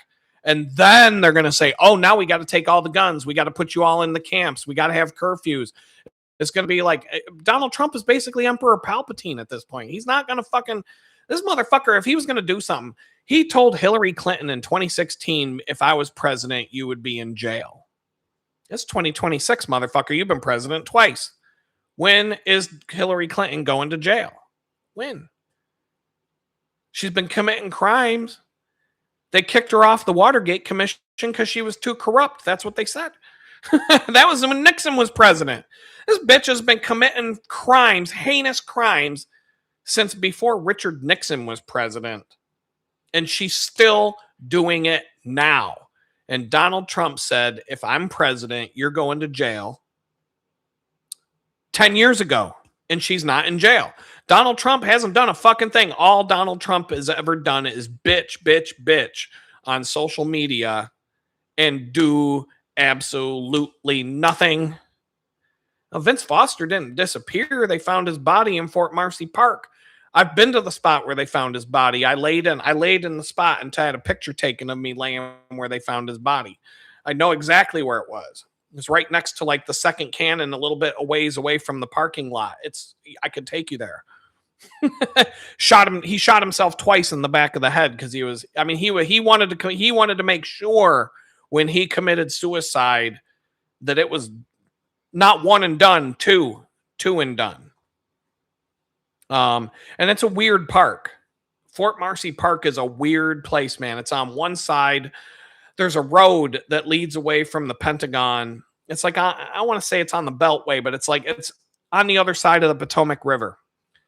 You can only get into the park if you're going northbound or northwest. You're basically going along the Potomac River. So you're headed like northwest, and there's like a divided highway right there.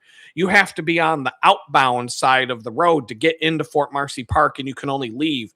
So like there's no exit system. Like if you're coming into DC from the north along the Potomac River going downstream, you can't get into the park from there.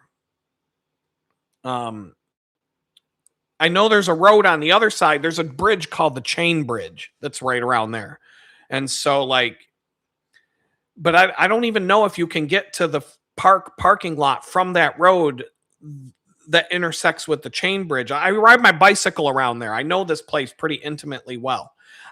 Me and my friend, we went mountain biking in Fort Marcy Park down to the bottom of there's like a trail system there, and there's not a lot of trails, but there's a pretty technical downhill trail that takes you on this wild ass ride. And my friend almost went over the handlebars on his bike because he hit a rock. And I'm telling you, I know Fort Marcy Park pretty well. It's weird, but I've been there like a handful of times in my life, and I know exactly where the body was found because I looked it up, and I was like, oh, I know exactly. And they show there's some cannons in the park, and it was next to one of the cannons that they found the body, and I knew exactly which. I don't know which one it is now, but I could look it up easily. Yeah,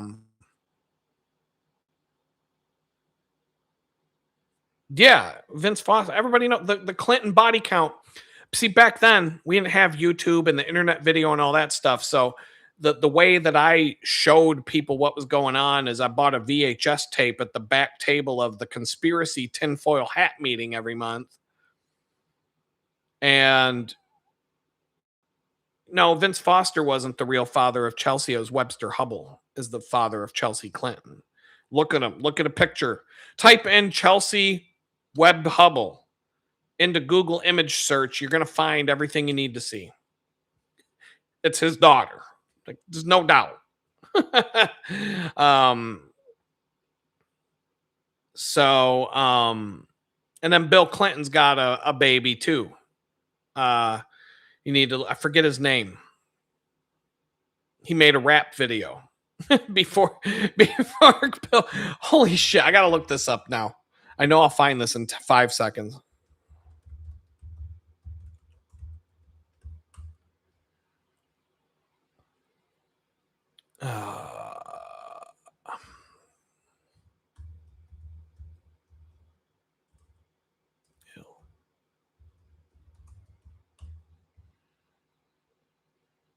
Danny Williams. Bill Clinton had a kid named Danny Williams. Looks just like him, except he's black. He's like a black dude that looks exactly like Bill Clinton. And Bill Clinton banged his mom and then had him. She had him as Bill Clinton's kid. But Chelsea isn't Bill Clinton's kid. So that's something. So anyway, you go to the tinfoil hat conspiracy meetings every month, the Jim Quinn and Rose, the War Room in Pittsburgh. If you're from Pittsburgh, you know what I'm talking about. Jim Quinn and Rose, the War Room, every morning on WDVE, or no, it wasn't DVE, it was some other channel. The other classic rock channel had him in the morning. And you go to that thing, and there'd be some dude at the back table selling videotapes and garb and hats and and just stuff. And so I get this video. I get the Waco Rules of Engagement video, which is you can watch. You can type that into YouTube right now and watch it for free. And then there was the Bill Clinton, the Clinton body count, volume 1, but it didn't say volume 1, right? But then 5 months later, I go back to the conspiracy thon or whatever, and I'm at the back table, and I'm like, what the fuck? The Bill Clinton body count, volume 2, because there's like 20 more fucking bodies to list, and so like they had to make a volume 2, and I'm like, shit, I just got volume 1 like 6 months ago, so I get volume 2 and I start showing that one instead. And then like maybe 6 months to a year later, I'm at the back table of the conspiracy theory thing or whatever. And then I'm like, and then I see the Clinton body count, volume 3. I'm like, what the fuck, volume 3?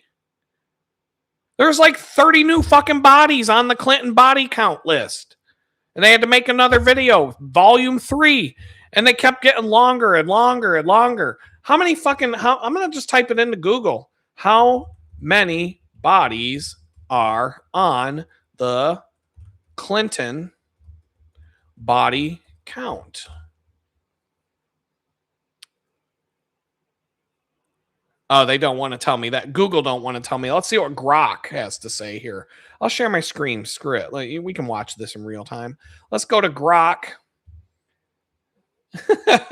Let's go to Grok and see what Grok might be a little bit more willing to answer that. How many bodies? I use proper capitalization and a question mark. Yeah, Grammarly, fine. I'll spell it correctly. Just, be professional. How many bodies are on the Clinton body count?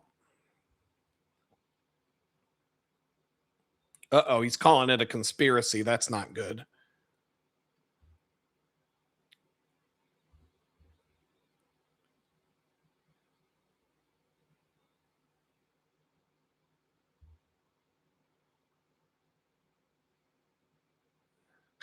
the original Yes, exactly. The original 1993 list compiled by activist Linda Thompson included 34 people, which was later trimmed to 24 in a version circulated by former Congressman William Danmeyer. Over time, expanded versions, volume 2, have claimed anywhere from 50 to over 80 individuals, depending on the source. There's no fixed or agreed upon total because it's not rooted in facts. So yeah, Vince Foster. You can look up the train deaths. Type in the train deaths. That's a good one. That's the kids that tied themselves up and laid themselves on the railroad tracks so they'd get run over by the train, but they were already dead. But yeah, look up Fannie Malek, the coroner of Little Rock, Arkansas, when Bill Clinton was governor. That'll fucking blow your mind. Shit, there's so many. I mean, I can just pull out random stuff. All right, how about let's ask Grok. Hey, Grok, homie, list out all of the bodies named on the body count.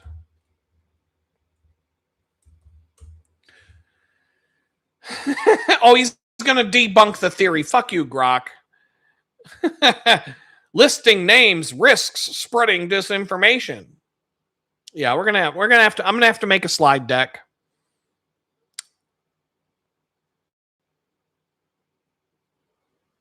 Debunkings. Yeah, Vince Foster really did kill himself by shooting himself twice in the back of the head. We just found out from Grok. Oh, the Hollywood Madam. Remember the Hollywood Madam that came out and said she was going to name all the guys that banged her and her girls, and then she hanged herself all of a sudden? Oh, here we go. He's naming names. James McDougal, Mary Mahoney, Vince Foster. Here's another one. Montgomery Razor, Peter Tully. Shit, Grok is just going to town now. They're all coming out. All a bunch of conspiracy theories and yeah, just nothing but a bunch of conspiracy theories. But here we go. Here's all the Clinton body count spitting out. But none of these are real. They've all been disproven. Yeah, here's some of the names. Here, hit pause while take a screenshot of your video screen right now. All right, you got that one? You can hit pause on the replay, or you can go ask Grok yourself. Here we go. Here's another list. Take a screenshot of that. Pause the video if you have to. And yeah. Oh yeah, Jeffrey Epstein, Seth Rich. They didn't make this list. Yeah, exactly. Oh, I'm not suicidal. I can tell you that all day long. I want to live to see these people burn. I'm too stubborn to kill myself. I'm too stubborn to kill myself. If you find out that I killed myself, you know I didn't. 100%. The only way they'll get me is an accident, like, oh, he died in a plane crash. Oh, unfortunate accident. Oh, he just happened to get run over by a douchebag in a Dodge Ram pickup truck while he was riding his bike down the side of the road. It'll be something like that. If I get run over by a douchebag in a Dodge Ram pickup truck and the guy driving the truck doesn't get in trouble for it, then you know it was a hit. If he walks away, if the guy in the Dodge Ram walks away and doesn't get in trouble, you know what happened. That's how they would do me, because I'm too, I'm too public. Even though even though YouTube won't let my channel grow beyond the number of subscribers that I've reached, I've peaked.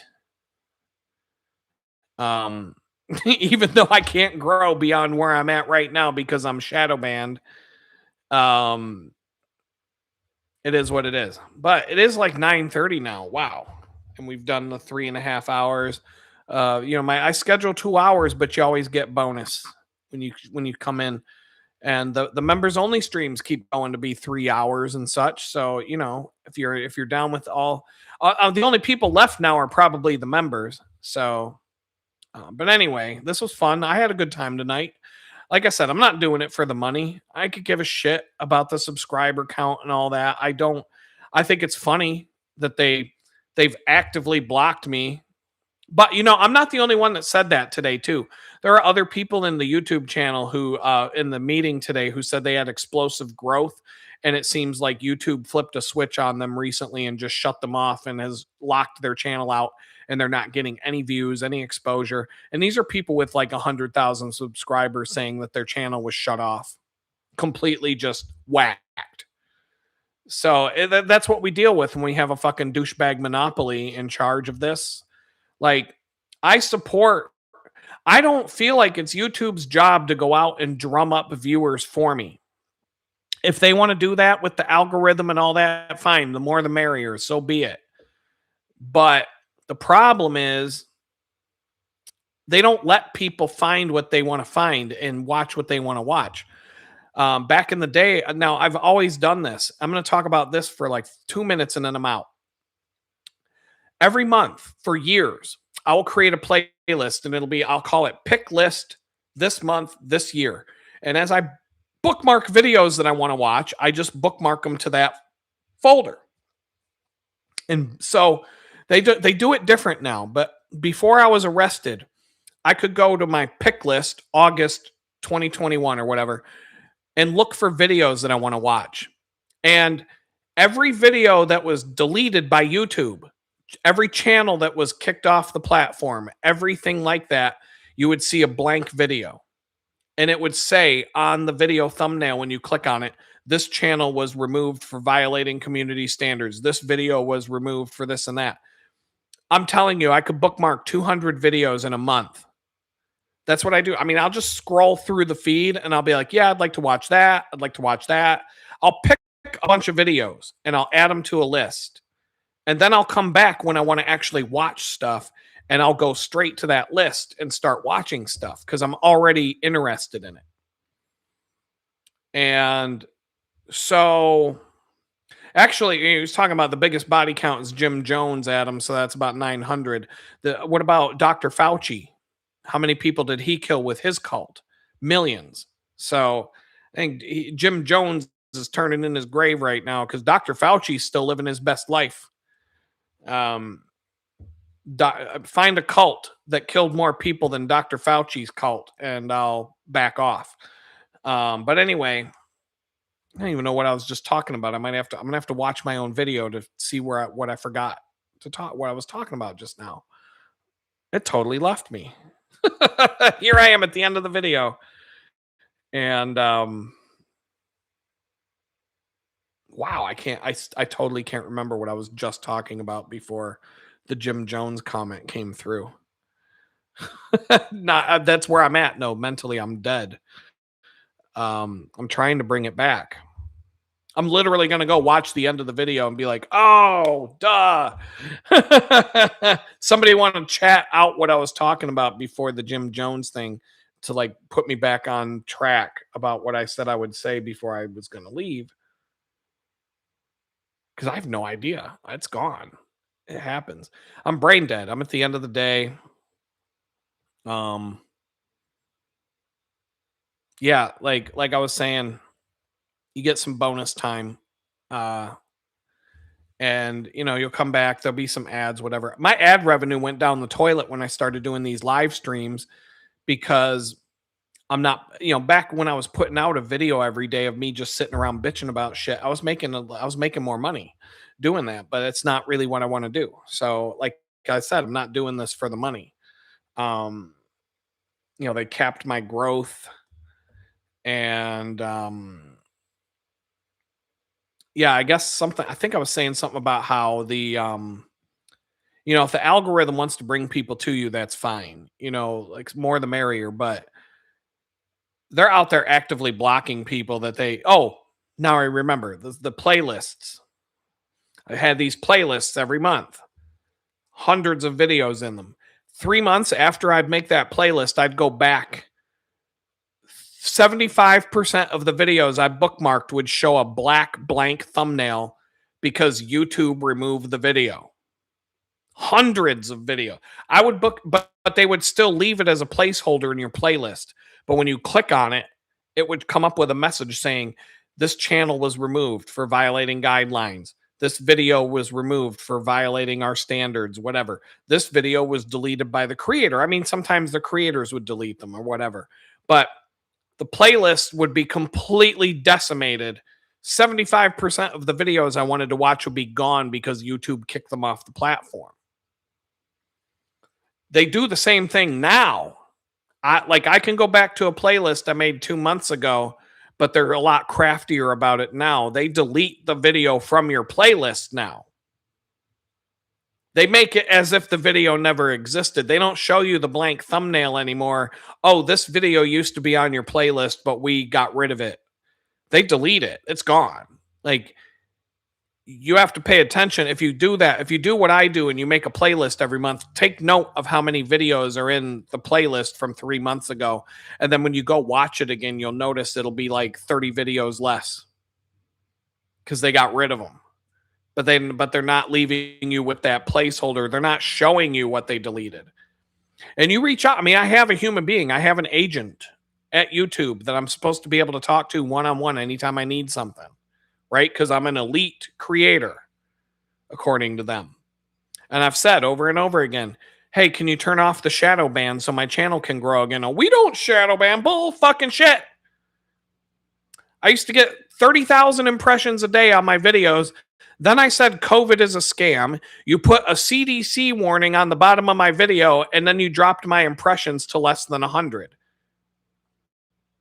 We don't shadow ban. That's a fucking shadow ban. Like I'm looking at Google Analytics or YouTube Studio Analytics. Same fucking engine, but different. And I can see what they did. Adam said something we don't like. We shadow banned him. It says it right in the fucking data. Adam got up to 1,200 subscribers in 60 days when it takes an average of 15 months to accomplish it. And then we locked his channel. He hasn't had. How can you go 17 months without a single new subscriber unless you are shadow banned? I don't know. So anyway, with that, that was the thing. That was the thing I was trying to conjure up from memory after I had that little yeah, imagine what my memory's like if I actually got to smoke weed. That would be a lot worse. But anyway, with that, I'm going to say, it's been 3 hours 39 minutes. Thank you all for coming. Sorry I had to drive people away talking about the government, and sorry I had to be the asshole for telling you all the bad things that they do to us. I know that makes me the asshole, not the people that do the bad things. Just like I'm the asshole when I talk about Jeffrey Epstein's island and all the bad things he did to those girls. Somehow I'm an asshole. What about the people that raped the kids? Do they get to be the asshole, or is it just me?